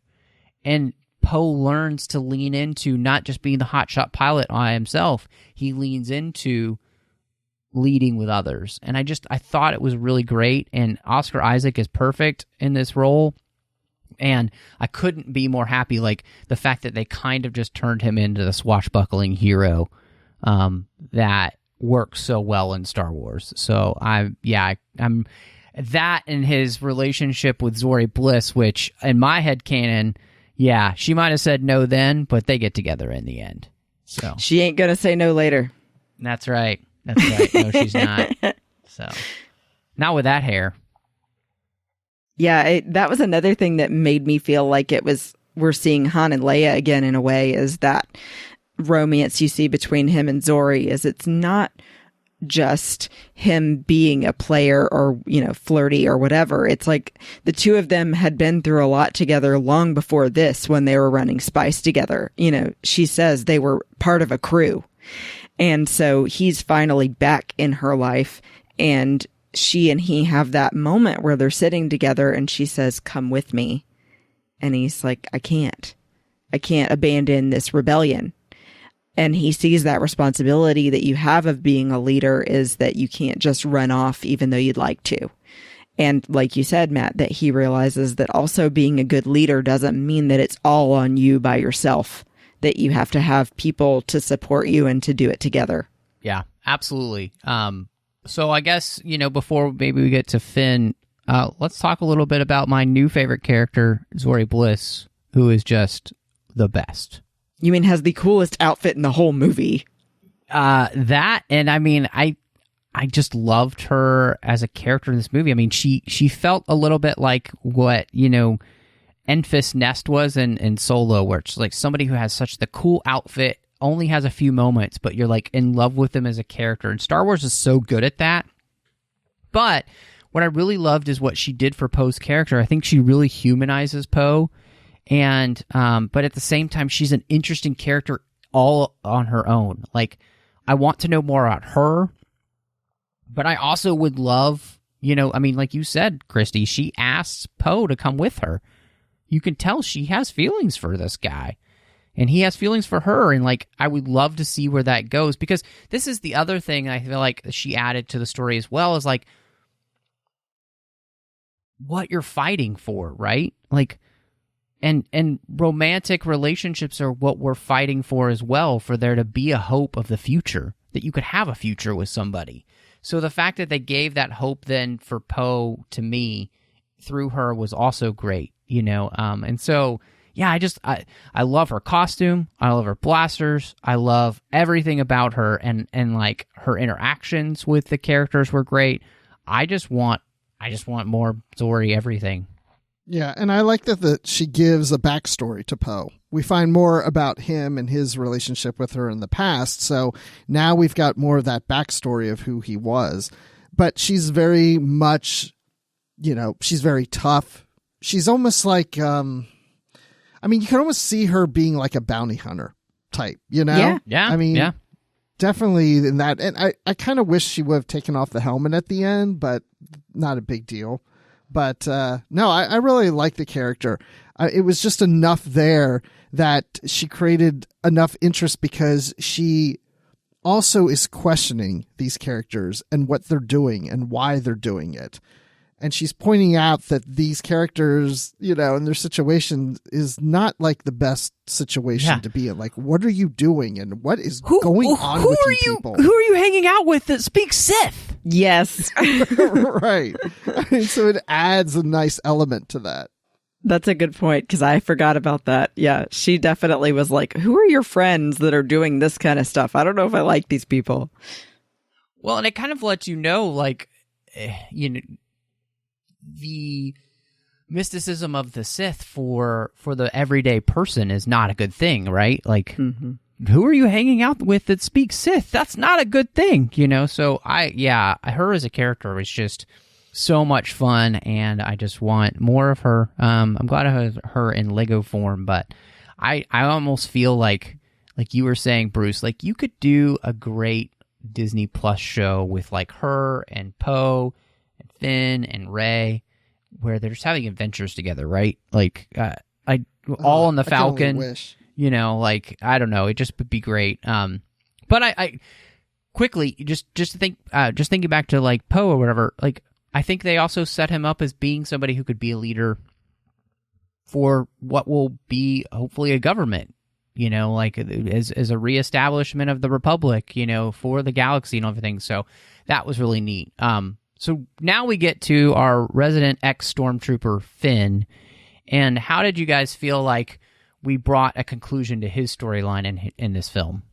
You know, it was interesting. I didn't expect to see some of the things that we got out of Finn that we did, especially with him leading the ground crew and then, you know, saying, I have an idea for that, about how they're going to basically be the ground crew, but on a ship in space, was interesting. And him being more of a leader. I really liked him having the moment, especially with Jannah, where he's realizing that he wasn't the only stormtrooper that defected and left the First Order. I would love to know how you felt about that too, Bruce.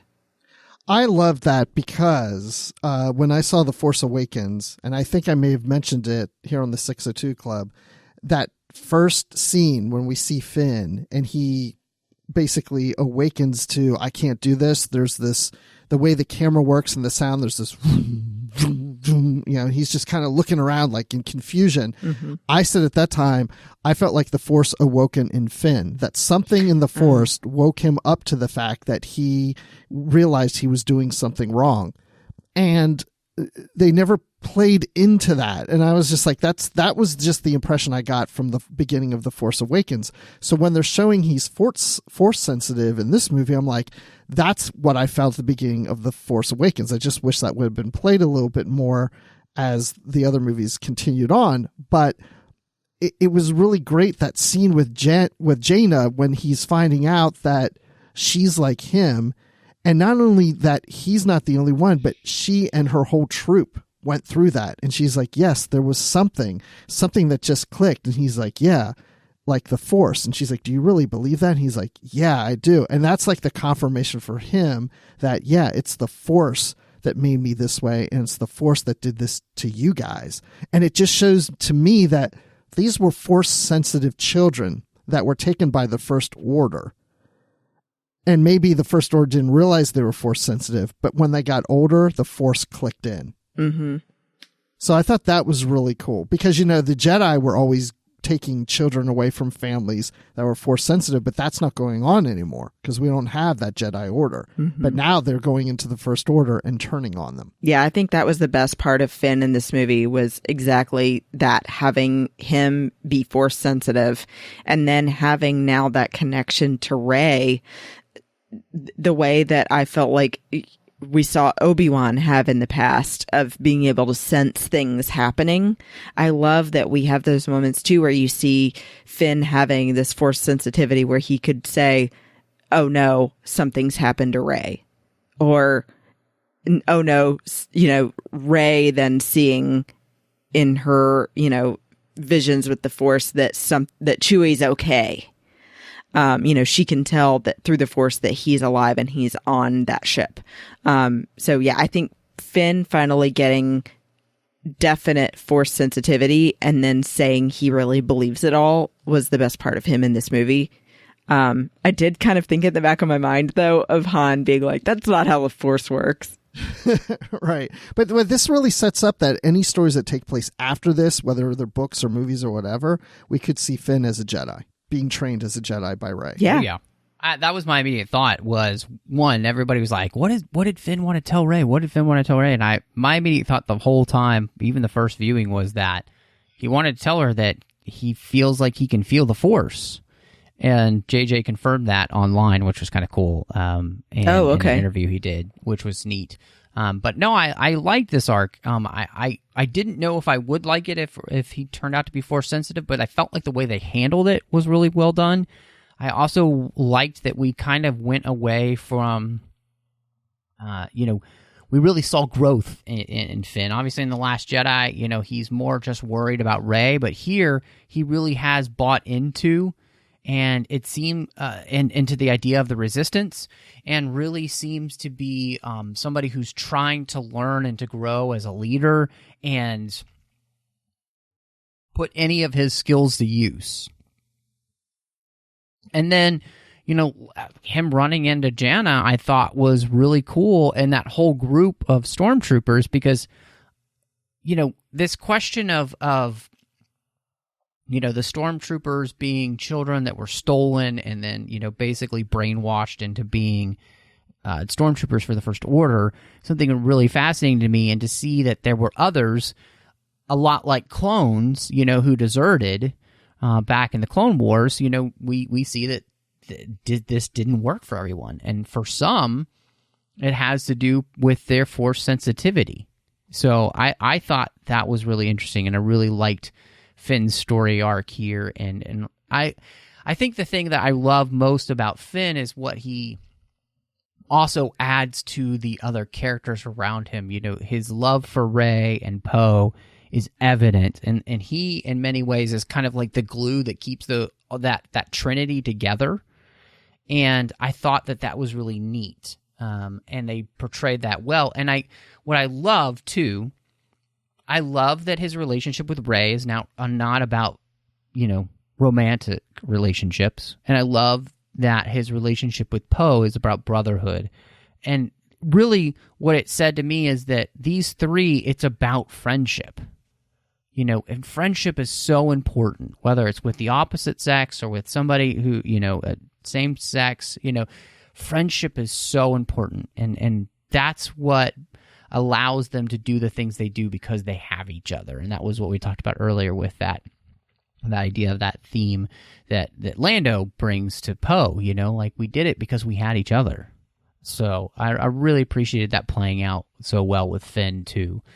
And one thing I meant to ask you guys real quick was too with Finn, what did you think of him continually trying to jump in and save or help Rey, and her finally using the Force to push him away and say, no, you can't get involved in this right now? Because I really liked that. Well, I liked it too because, she's protecting him. She's always looking out for him. Mm-hmm. But the thing that I really liked most about the scene was Jaina didn't know if she should really believe in the Force, and he's telling her it's real, and now she just saw it happen, not just from the Force push, but them jumping from one section of the Death Star to the other over all these waves. So if anything, it was like, for her, it was like, oh my gosh, this really is real. Yeah, well, and then I guess, too, she would have seen Rey Force push Finn back. Right. Yeah. Yeah. So she's even more like, whoa. Right. Yeah, I think that whole scene was great because, again, you can tell these are two people who really care about each other. And, in that moment, obviously, Rey's trying to protect Finn, but the other part of it is she does not have time to think about his safety. So she's trying to push him out of the way because she only has one thing to think about, and that is facing down Kylo at that point. So, no, I liked, again, I love the way that these three got to be in a relationship together. Like we got to see the relationship between our main characters because the first movie, we don't really spend a lot of time with the main characters all together. Most of it is Finn and Rey for a bit, but Poe really never gets to be a part of things. And then, of course, in The Last Jedi, they're not together at all, really. And this movie is the only time we've gotten to spend time together with everyone. And this is the movie that just really solidified the fact that I was right in liking these characters from The Force Awakens. I just needed to spend time with them together. And I'm really glad that JJ and Christy put them together. So we have the droids play a pretty large role in this movie, especially 3PO. And so I wanted to ask you guys how you felt about the role of, the droids we had, and especially since, 3PO and we got a new droid with Dio. Well, one of the things I said when I came out of the movie was we're getting to have too many droids. Not that I didn't like Dio, but, we're really getting less and less of R2-D2, which is kind of sad. Really, BB-8 is filling that role. But I was glad to see we got a lot of C-3PO. That was pretty cool. He had a big role. I love seeing him walking around, running around in a cloak. That was pretty funny to me with his glowing eyes. And just, getting his memory wiped and wanting to be there for his friends and doing his sacrifice for them. So there was a lot of great moments for C-3PO. Again, not much for R2-D2. Dio, was fine. Didn't add a whole lot for me in this film because I felt like he was just being like another BB-8. And of course I always loved BB-8, so he's cool. So it was great to see him rolling around. Yeah, I think 3PO for sure had the best role of all the droids in this one. And I love how they're tying it back to even the very beginning of seeing 3PO that, he has this capability of translating millions of languages, and then the one time that they need him to translate specifically, he can't do it because his programming... He won't talk. The one time we want him to talk and he won't. Right. That was brilliant. And I love that we finally got an explanation for the red eyes. Because, in the marketing, we knew that he was going to have them at some point, but didn't know why. And it's only for him to translate the runish language of the Sith from that dagger. And I love how even the voice tone changes for 3PO when he's speaking it. It's like much more dark and creepy. Yeah, very sinister. Yeah. Much better a reason for red eyes than the red arm. So thank God for that. And can I just... you might not recognize me with the red eyes. It's true. I didn't for a second. I don't really like 3PO that much, but I think this was the best use of 3PO in any single Star Wars movie I've ever seen. Like, we actually used 3PO for something, and... We used him for his translating ability, and we used him humor-wise. The humor for 3PO here was not obnoxious, but it just worked, which is shocking for me to say, because I would never have said that in just about any other Star Wars movie. Like, in The Force Awakens, he's used so obnoxiously, like that whole part about with the red arm and everything. It's just, it's awful humor. This felt really Star Warsy, and like when he's talking about like the the festival, and he's like, it's known for its colorful kites and its delectable sweets. And they all just kind of look at him like, but that, that's what he is. He's a protocol droid. He's meant to know these things, and so like that was a funny moment. Did you like when he said it's been going on for 42 years? Yes. Boom. That was cute to me. But I'm going to tell Anthony Daniels what you said. So your time is coming, Matt. Well, he'll probably, hate me just as much as he hates Anthony Carboni. So, I think, what was interesting to me about Dio is that he reminds me of BD-1 in the Jedi Fallen Order, where he's a new droid that has important information for the mission from his previous master. Mm-hmm. And so, I like BB-8, but BB-8 really was a almost replacement for R2-D2, whereas Dio had a reason story-wise, like he's this abused, neglected droid, which Rey, in her kindness, much like kind of like Qui-Gon in the Force Awakens, in the Phantom Menace, helping out those things that other people may discard or look down on, she doesn't, and through that they're able to accumulate a friend, acquire a friend that ends up being instrumental in them being able to then get to where they're going later on. And so it's like one little tiny act of kindness. So I will mention too, Bruce, I'm a huge R2 fan, and so the fact that he doesn't get a ton to do in these movies is really annoying, but I loved this movie that he's flying with Poe. Mm-hmm. Yes, that I was wish great. that was focused on a little more. I wish there was more interaction between Poe and Me R2 too. in those scenes. Yes. Although I did love, though, it was very sweet that they had R2 be the one that was with Leia when she died. Yes. Well, and what I loved about that too, Christy, you're absolutely right, because think about this. R2 is the one who knows the entire Star Wars story. Right. And he's there for, another pivotal moment in the Star Wars history, as we know it in the Skywalker saga. So absolutely. Yeah. So yeah. And just real quick, that Maz Kanata was there when Leia disappears. I like the use of Maz Kanata so much more in this movie than the last one, because she was barely used, and it gave her reason, like, oh, she's there. She is helping the Resistance. So I was glad we got more Maz Kanata in this movie. And she finally got to be with her boyfriend. Yes. Chewbacca. I wasn't a huge fan of Dio either. I mean, he was kind of cute, but it wasn't until I saw that. No, thank you. Yeah, and his voice, apparently he was voiced by JJ, by the way. Yes. And I like the way that they did his speaking, that it was a little bit choppy and like he had malfunctions all the time. But he didn't really matter to me until he actually provided that purpose of talking about Ochi and about Palpatine and what purpose he had served in the past, and that giving the rebels something to go on. But otherwise, he was really just there to look cute.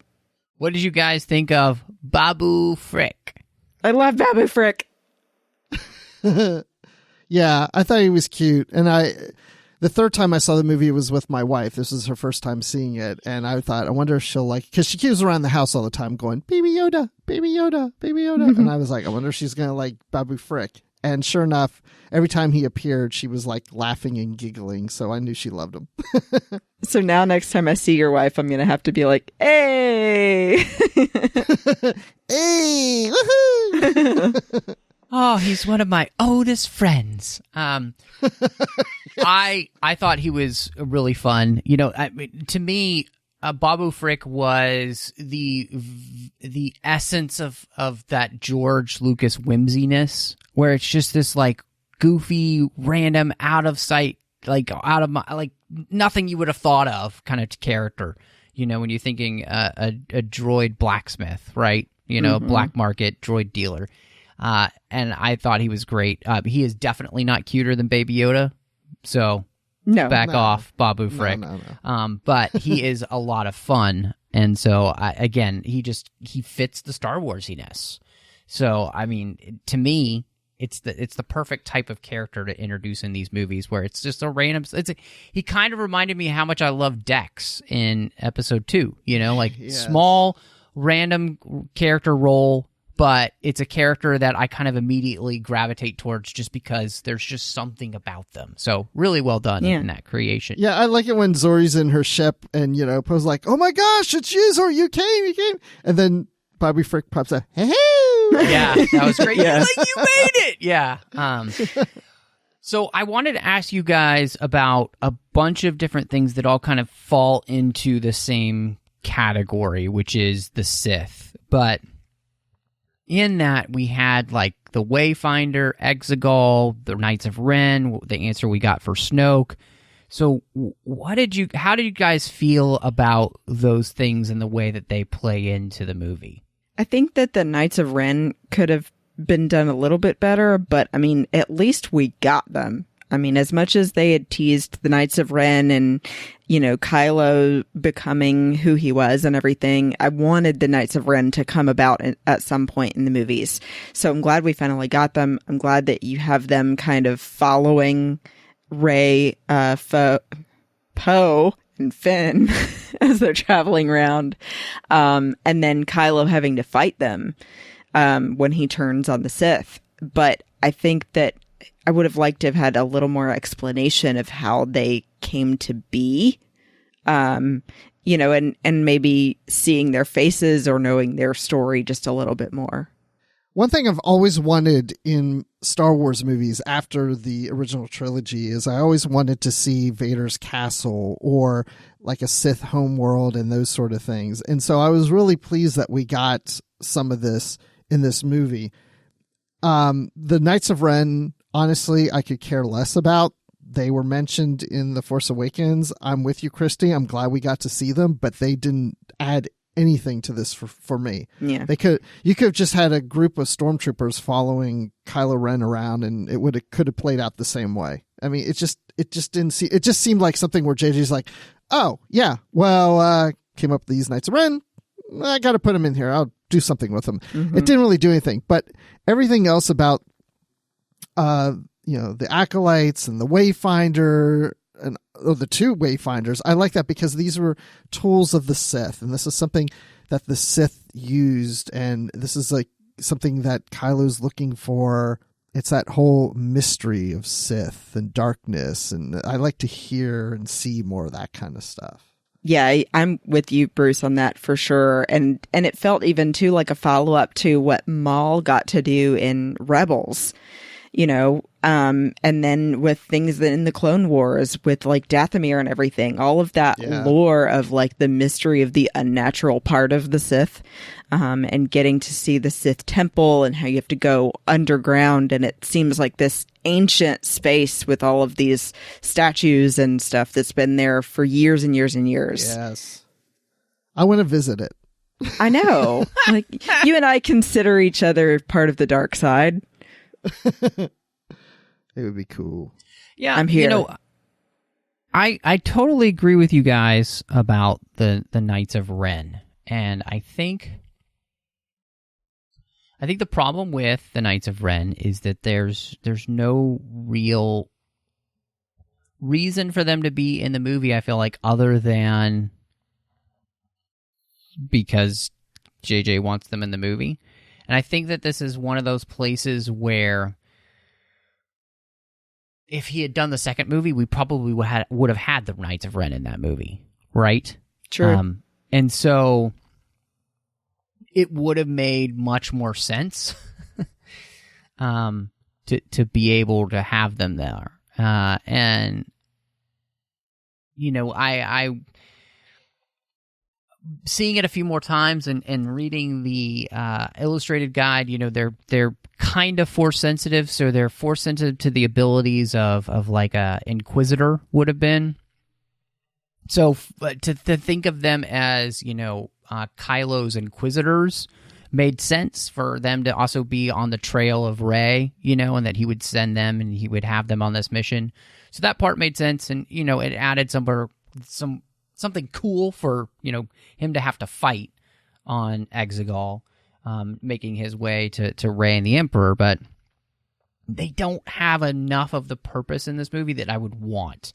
And I think that's another place where, again, like, think about this. If the prologue of the movie was more like 10 minutes where you got to spend with Ren and his knights searching for the Wayfinder, on Mustafar together and going through the ruins of the castle and stuff, you might have felt like they were more needed.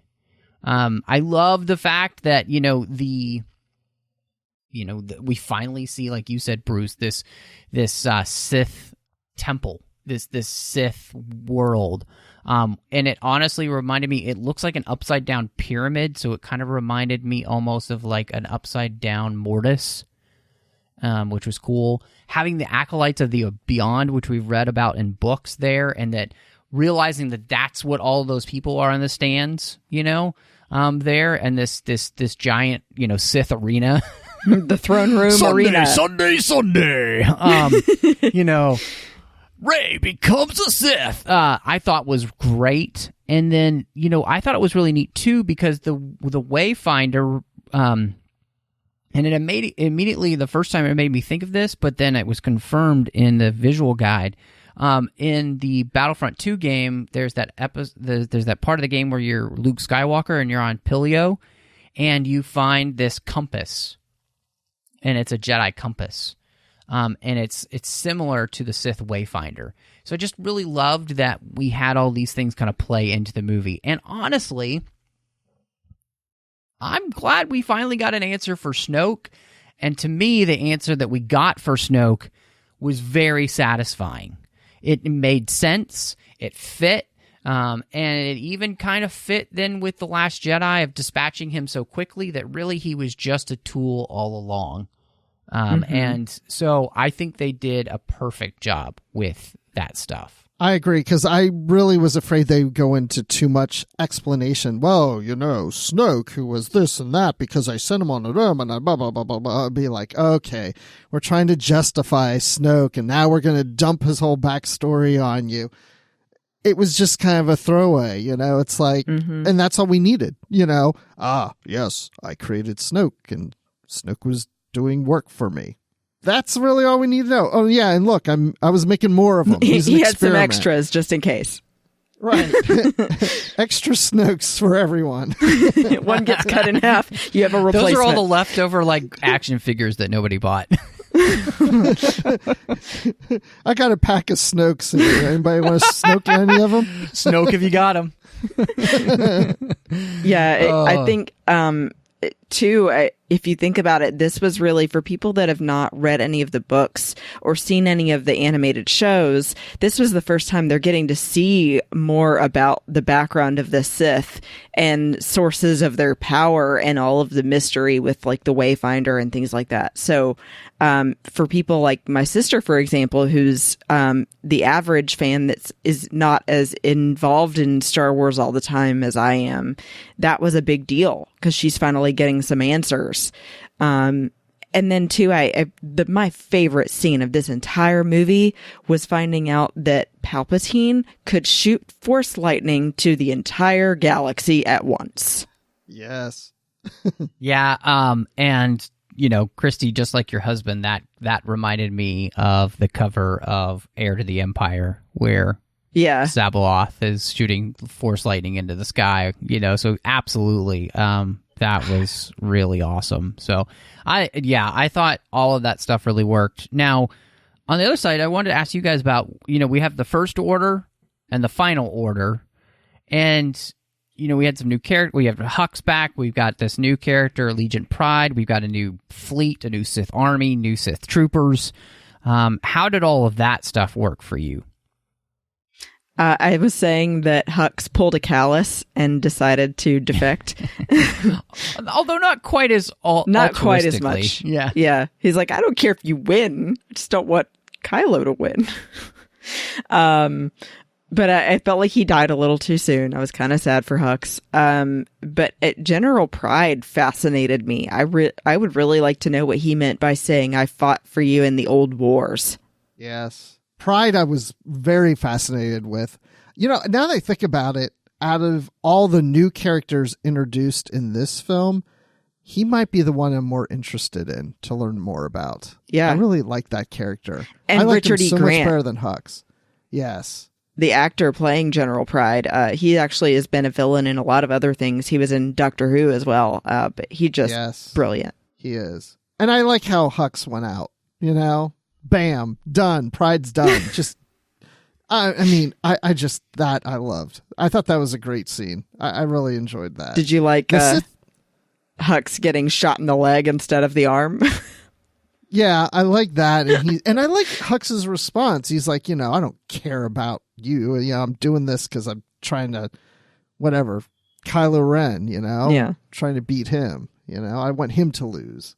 I did also love, by the way, when Hux is asking Kylo if he wants him to go and do something, and Kylo doesn't even let him finish the sentence because of his mistakes previously. Kylo has no faith in Hux anymore, and he just puts up a finger like, not another peep out of you. Right, I'm done with you. You're a screw up. I'm done. Yeah, the way they played Hux in this movie, it just fit with everything else they've done with Hux, and that, they didn't try to go back and make him serious again after he turned out to be such a boob in the second movie.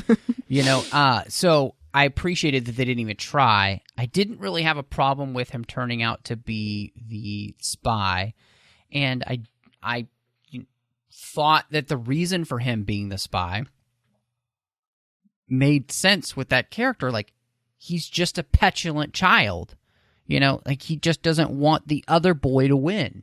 So, and to me, that works with who we know of that character. I thought Pride was really cool because he actually brought some of that menace back to the idea of a final order, like him being the one who might be in charge of this final order with Palpatine. He's like those old school Imperial officers that are scary, He's like a new Tarkin.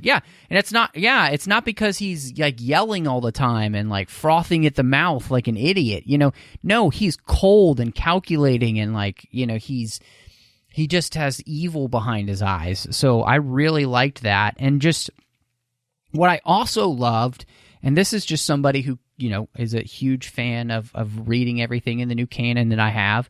Like, I finally love that we got all of the answers to what all of the observatories that Palpatine had, the reasons he was probing into the unknown regions. This is the answer. It's the answer of Exegol. It's the answer of having that place that's hidden that he could steal away to if everything went south and start over. And to me, I know some people had a problem with it, but the idea of every Star Destroyer now having a planet-killing weapon on it made so much sense, because we all know the Death Star was the dumbest idea ever.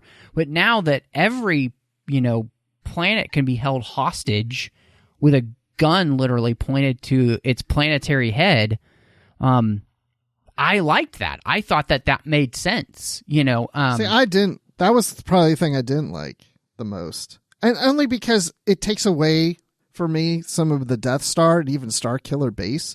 Because it's like the Death Star, you have to use something the size of a moon.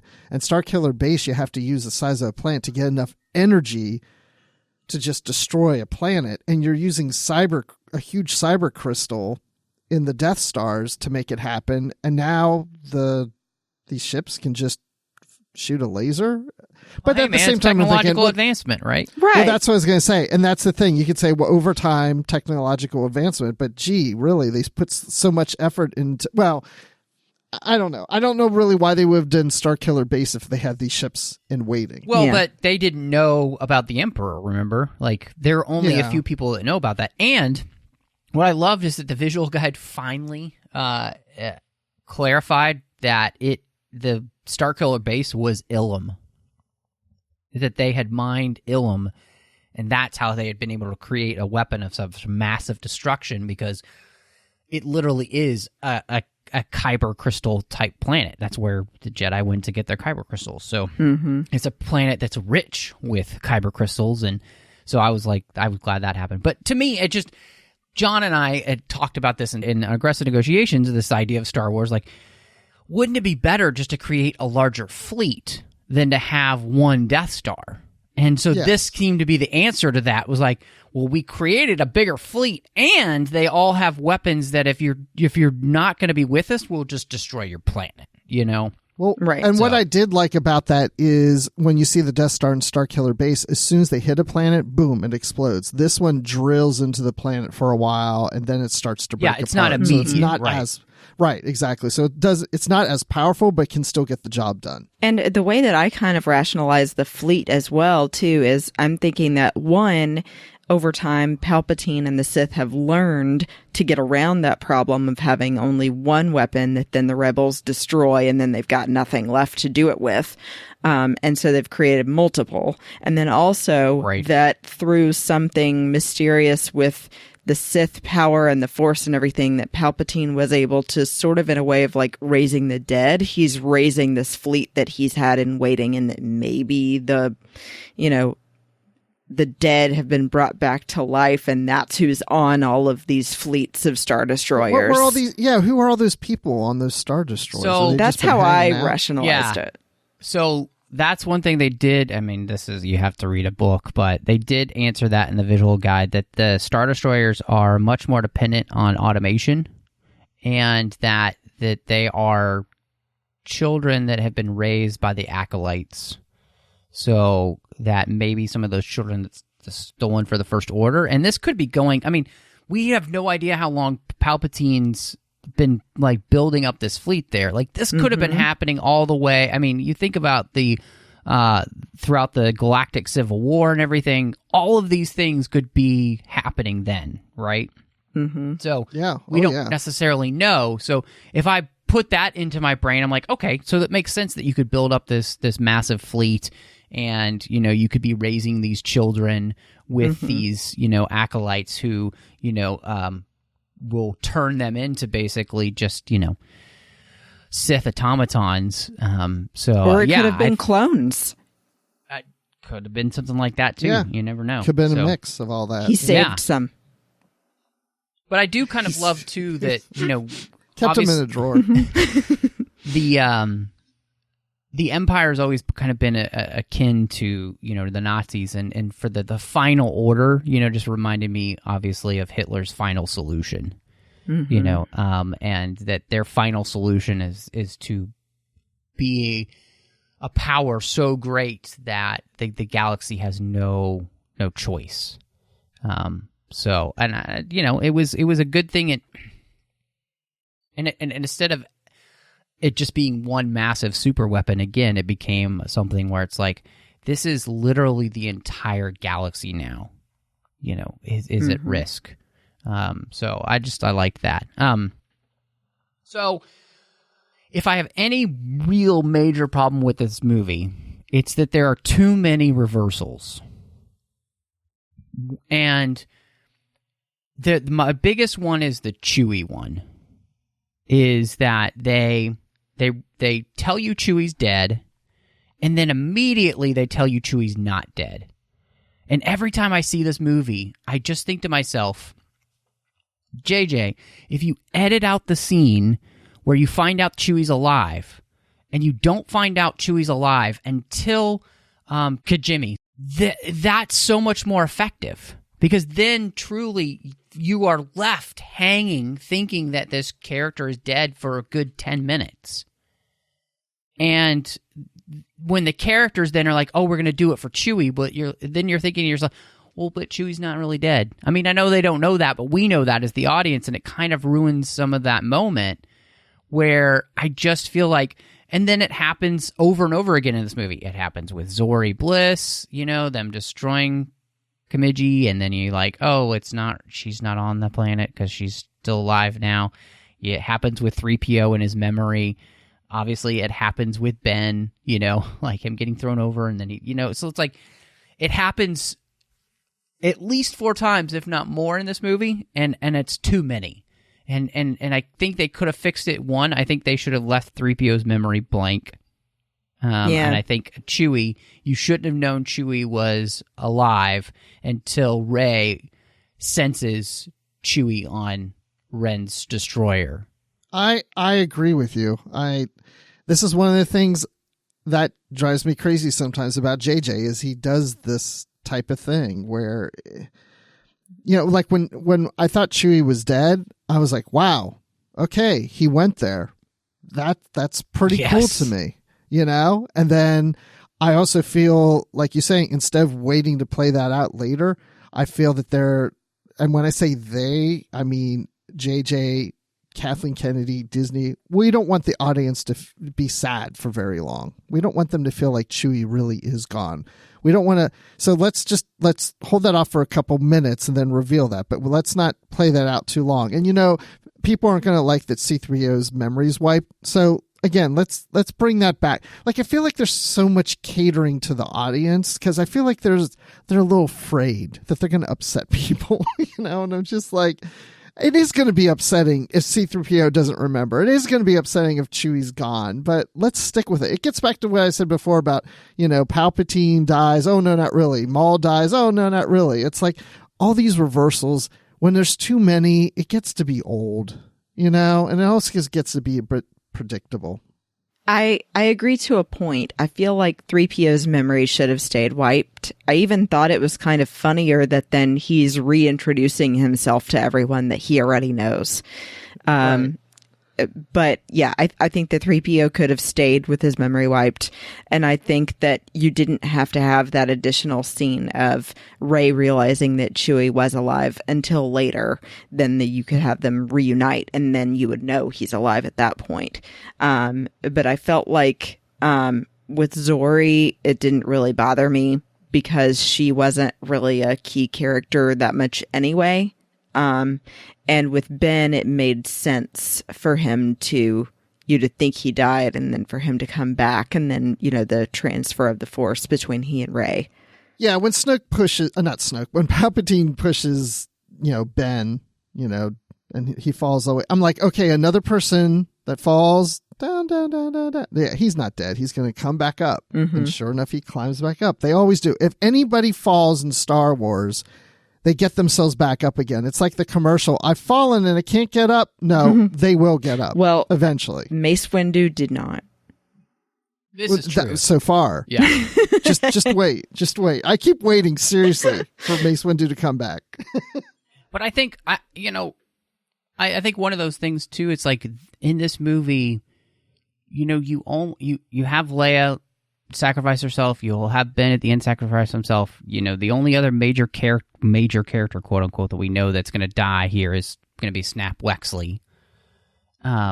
So I think, again, just allow that moment with Chewie to play out for that 10 minutes, and you're really worrying the audience in a good way. Like, who's at risk here? Because if Chewbacca goes, that's is Lando next? So I think, that's just something that bothered me, like you said, Bruce. That's kind of a thing that JJ seems to like to do, but also it was that you were playing the same trick too many times, and it's like right. It gets old itself within the movie, and so that's something that just I think bothered me about the film, in that it couldn't stick to some of the things that it was doing, and I think again with 3PO, it's like, isn't that allowing 3PO to make the sacrifice? Like, he's willing to sacrifice everything he is for what he believes in, and then taking that away from him. Like, wouldn't it have been so much cooler to have 3PO remember because R2-D2 then tells him the story of Star Wars? Like, right. That's better than him even just, giving his memory back that way. Like, if you want to give 3PO the memory back, allow that to be something where at the end of the movie, you see those two characters together, and R2 is like, well, let me tell you a story. And so that you realize by the end of the movie, he's going to get his memory back, but that's so much more palatable than 2 seconds later, it's, he's got his memory back, so. Right. Yeah, well, when I always work under the assumption that when Anakin built C-3PO had lived before.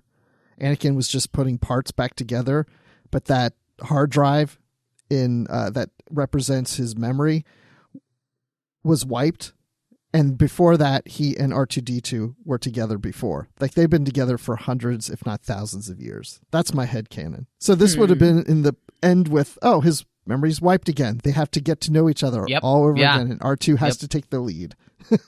I want that to be a book now. You should write that. I'll do that right after we finish recording. So I forgot to ask you guys, but I think we should probably... What did you think of Lando's inclusion? Like, was it warranted? Did it work well enough for you guys? Were you happy to have him back? I was so glad to have him in this, and I think that he absolutely served a purpose.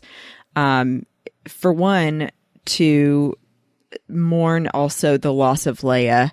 I thought it was really nice having him say, "Give Leia my love," and then later showing visibly on his face toward the end, before Jannah comes over to him, that he's realizing that all of his friends are gone. And it's really nice having the moment when he and Chewie get reunited. I think that it really, especially though, is the most important part for Lando, that he gets to give advice to Poe on how to lead, and that he's not alone. And that the only way that the rebels were able to do so much with so little was by working together and by believing that they could.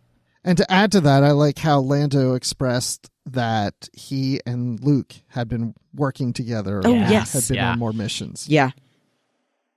That he and Luke were together in the Pasana Desert. I really, I liked that Lando was in the film. I think I'm a little bit sad that they cut down the role that they had for him, because there was supposed to be more to the story about what he and Luke were doing and why he had stayed on Pasana. And the reason is because the First Order had come after the children of the leaders of, the New Republic and the Resistance. And he hit back in the day, and his kids were missing.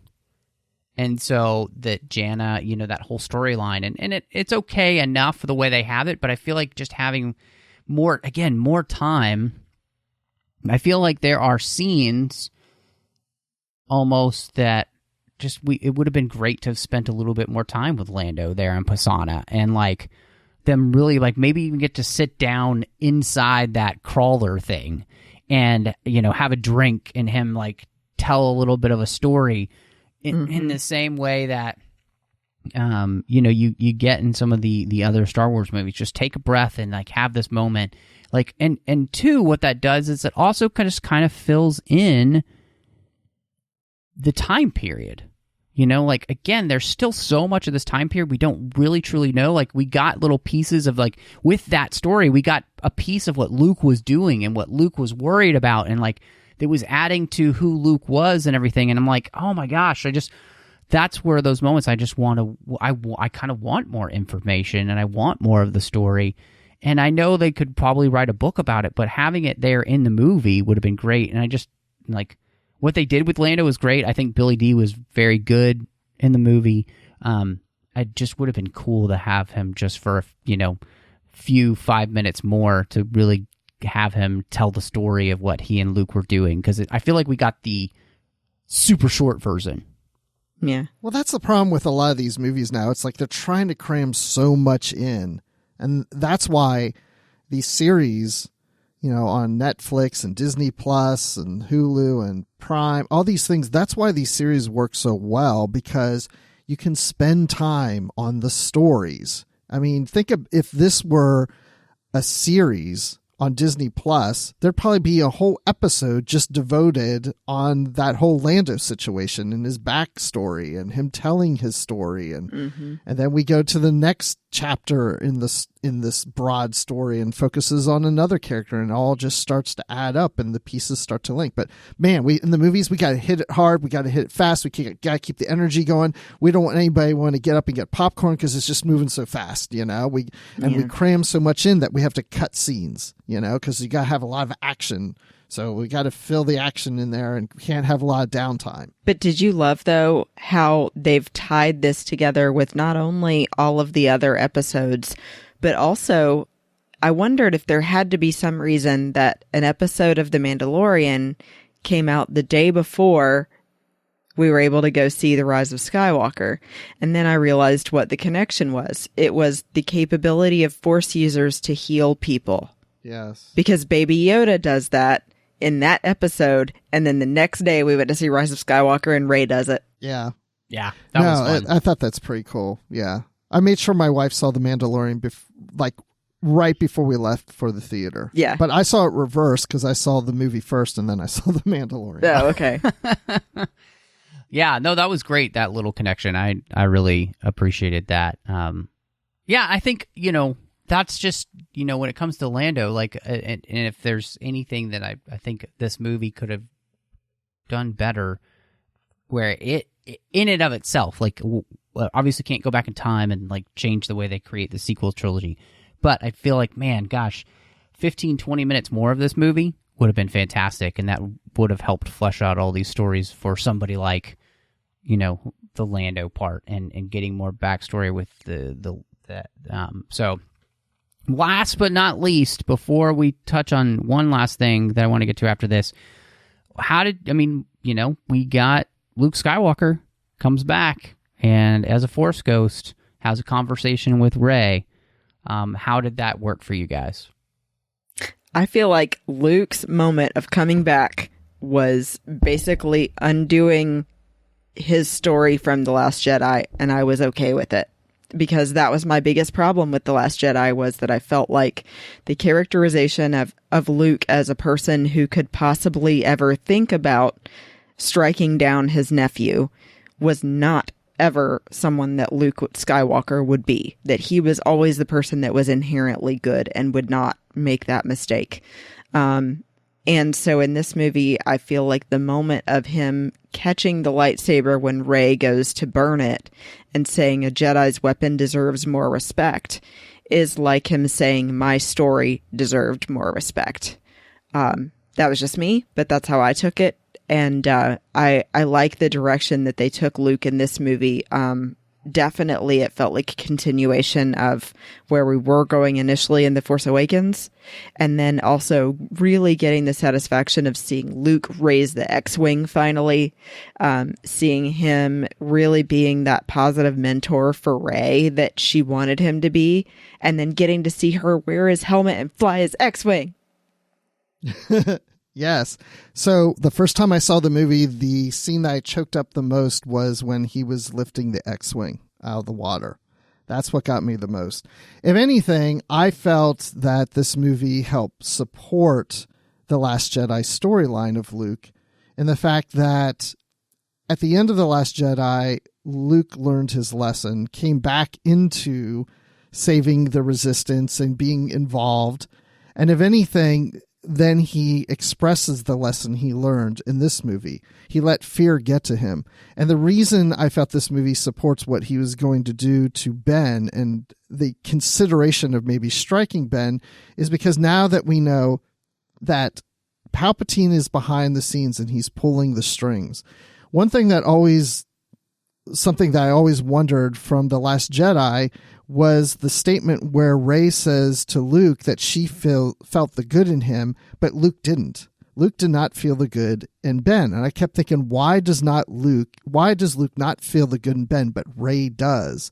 And I kind of think that there was something that Palpatine was doing behind the scenes that was putting a shadow over the good of Ben so that Luke would not detect the good in him, where he was distracted in Return of the Jedi, where Luke was sensing the good in Anakin or in Vader.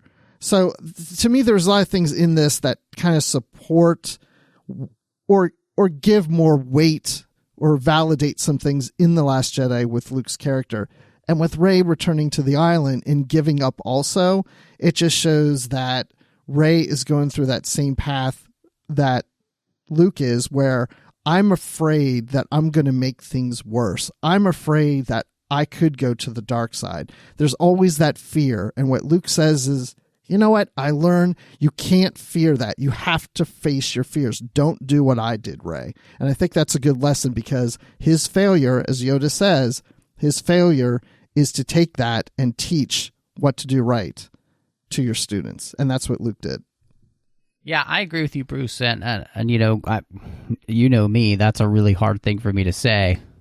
I felt like it did utilize the story that they had from The Last Jedi to the best of their ability and really make something of it. And I appreciated that. But I also appreciated Luke saying he was wrong, you know, because I think what it does is that it reinforces that what I thought of Luke was true, you know?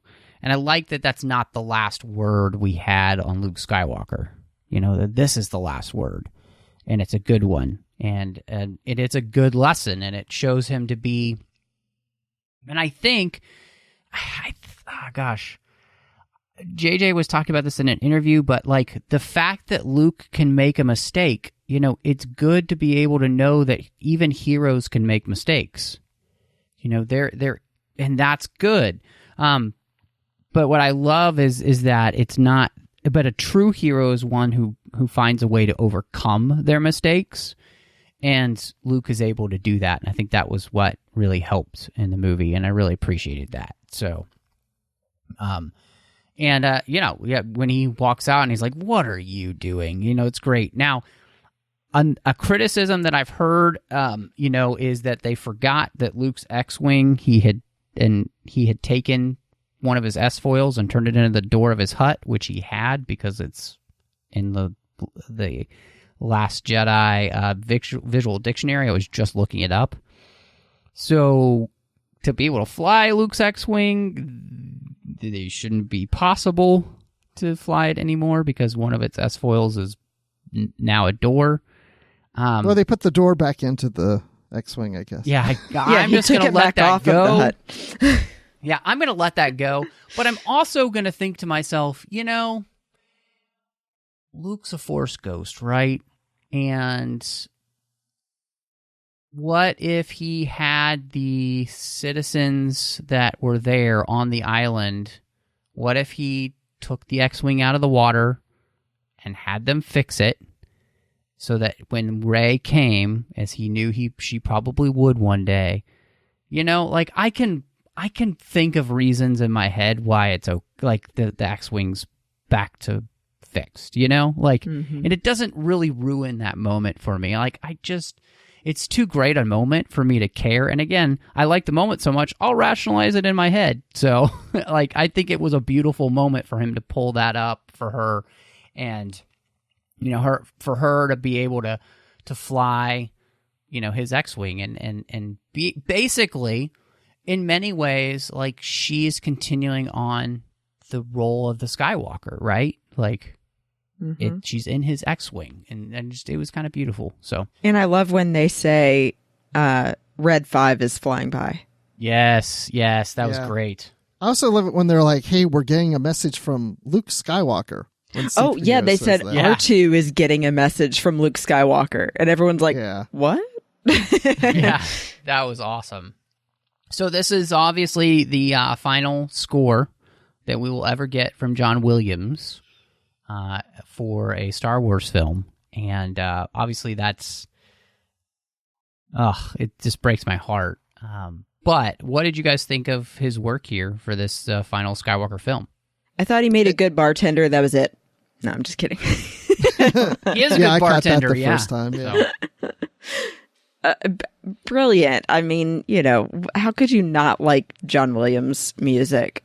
I think that getting to bring back, in particular, all of the individual character themes at the right moments is the biggest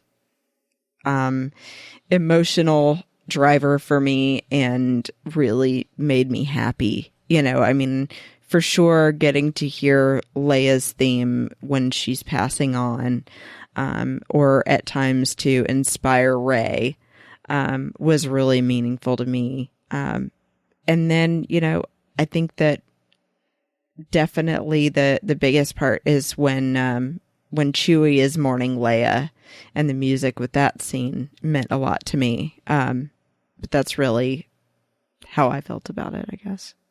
Yeah, and we heard the Imperial March. I remember that. I mean, there's different familiar themes. I don't recall much of any of the new themes And usually what happens when I go to see a new Star Wars movie, I immediately start listening to the soundtrack. But I haven't with this one, because I know my daughter wants to give me the CD for Christmas. And I didn't want it to feel like a soundtrack that I've listened to several times from Spotify or whatever, and then I get to see, oh great, now I got it on CD. So I've been saving it, so when I got the CD I get really excited and I'll listen to it. So I'm not familiar with the music outside of the movie, but of course, as always, John Williams is the best. And this is really kind of sad, but as we got to the sequel trilogy, the one thing that ran through my mind most of the last few years has been, I hope he sees it to the end. I hope he lives to see it through to the end, because I didn't want anybody else to write music, even though I like what we got in Rogue One and Solo. I mean, those guys did a great job, but I wanted Williams through the end of this. Yeah, I mean, that makes sense. And I think that at least the hope that we have is from what we've seen other people do for movies like Rogue One and Solo, that there is hope for the future, that, although this is John Williams' last one, that it doesn't mean that the rest of Star Wars music is going to be bad. It won't be John Williams, but it won't be bad, is what I'm saying. Yeah, I mean, we're getting with The Mandalorian is fantastic right now. Yeah. I think the thing that I liked about this soundtrack is that he created one new theme, and it's this theme of, and I'm calling it the friendship theme, and it's this theme that plays with the scenes with Poe and Finn and Rey. And it really seems like it's a theme of friendship, and I really like that theme. I wish that the soundtrack was more complete, because there's some moments that I really loved. There's some callbacks in the film version of the music that aren't on the soundtrack. So there's that moment where Zorii and Poe are watching the First Order round up people, and there's a theme that plays, and it comes straight from Episode 2. And it's kind of this theme that you heard play on Camino, and I like to call it kind of like this. It's this worry theme, is like Obi-Wan's kind of like trying to figure out what's going on, and it's just like this. I'm not gonna. I shouldn't sing it, but anyway, there's that theme that plays there, which I really loved, kind of coming back. And there are a few other times where some things like that happened. The only thing I wish I wish we could have had in this trilogy, I wish that Poe and Finn had their own themes, and that they would have kind of been able to mature throughout the movies. I think the reason maybe Poe doesn't specifically is because Poe is not supposed to live. He was only saved late in The Force Awakens from staying dead.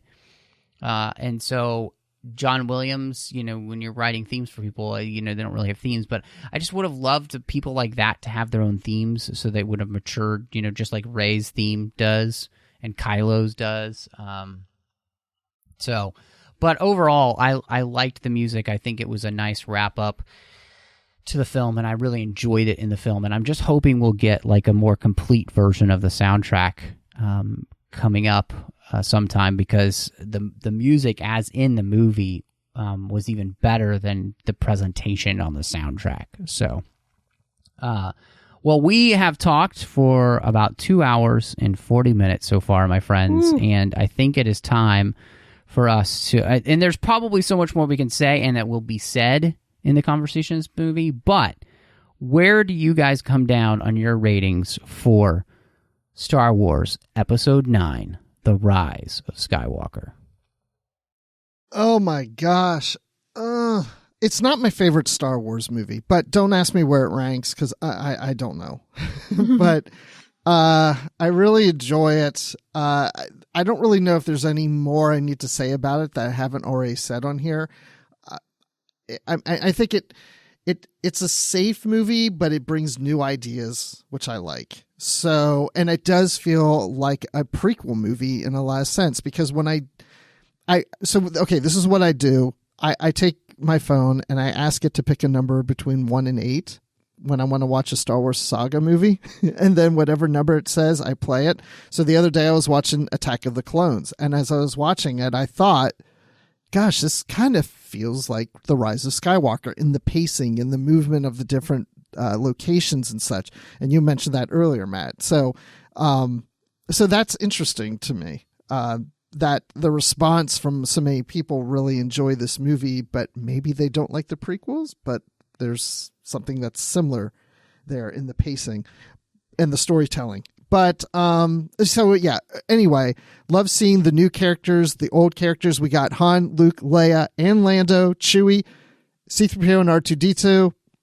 Maybe not all together, but they're all in this movie. And we've got all those voices of the Jedi. We got the Sith. We have Palpatine. We have Rey, Poe, and Finn together. I love them together. I want more movies with them together, or a series or something. But all in all, I will give this 4 healthy Snokes out of 5 that you can use for future conquering of the galaxy. Good rating system. Yeah, I was completely just amazed by this movie. It's now definitely in the top of all of the Star Wars movies for me. One of my favorites now at this point. Still not my number one, because Empire's always going to be my number one. But yeah, I felt like, just in particular because it brought in such new ideas and pieces to the puzzle that we didn't know before. Definitely the scene, like I said, with Palpatine shooting Force lightning to the galaxy was just incredible. And I like seeing that struggle with whether Rey was going to be a Skywalker, or how she was going to use the Force, and how she and Kylo were going to pan out. There was just a whole lot in this movie that I love. And so I really just, although I have a little criticism here or there, maybe about like I said, the faces on a younger Luke and Leia, overall, it still to me is a pretty near perfect movie. So I'm giving it a 5 out of 5 Wayfinders, because I thought that was a really great thing to put in this movie. And I just loved it.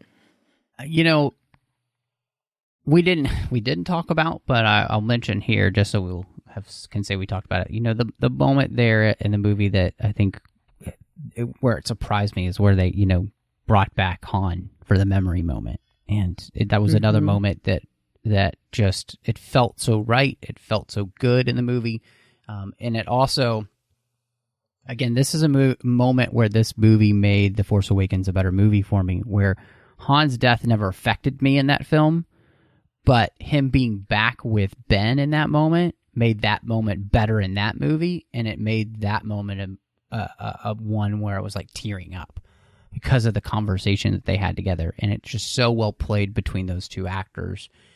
You know, this is by far not my favorite Star Wars movie. You know, it would rank lower for me, and really it's because it's connected with the whole sequel trilogy, which we already talked about. You know, it has all of these issues, but the way that this movie,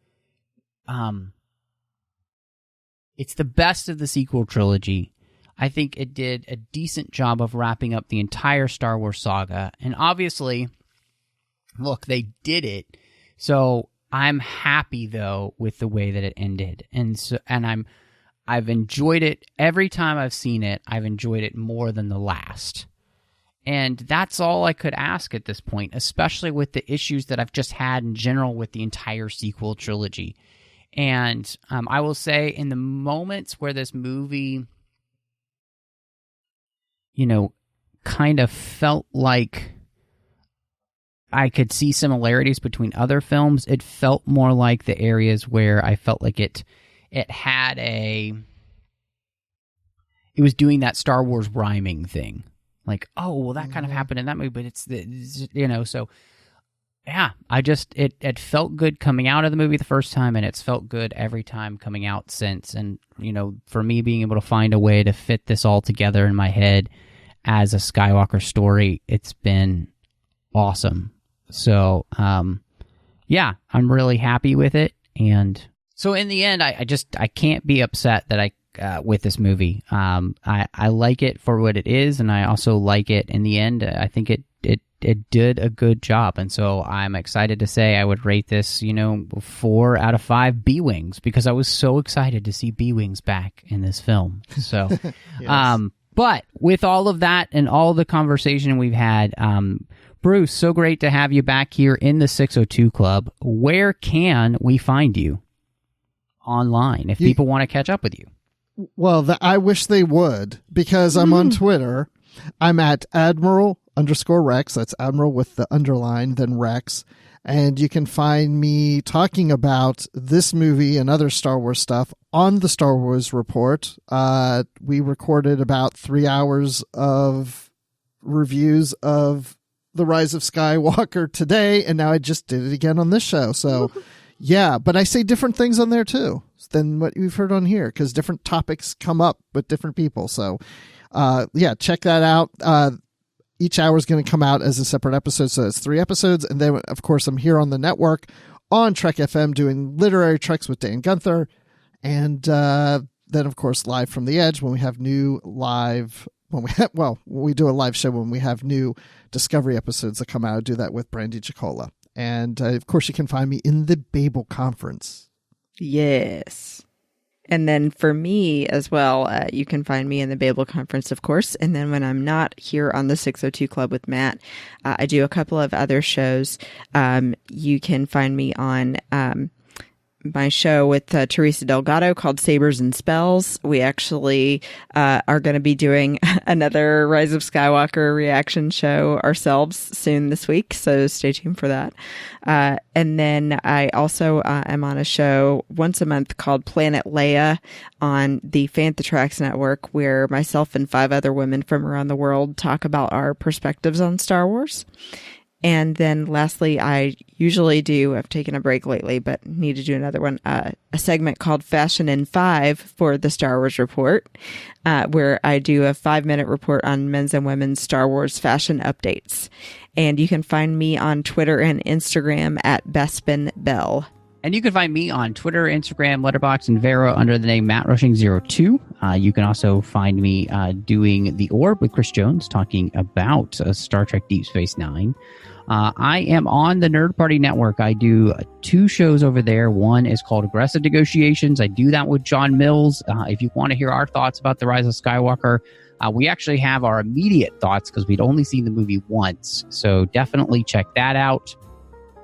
You can also find me over there doing Owl Post with Drea Kaufman as we talk about Harry Potter, but we do that 1 chapter at a time. So we are at this point, we are in the Half-Blood Prince, and so it's great to be there. And then last but not least, you can find me doing Cinema Stories with my good friend Courtney as we talk about films, but through the lens of faith. And we want to say, though, thank you so much for joining us. And may the Force be with you.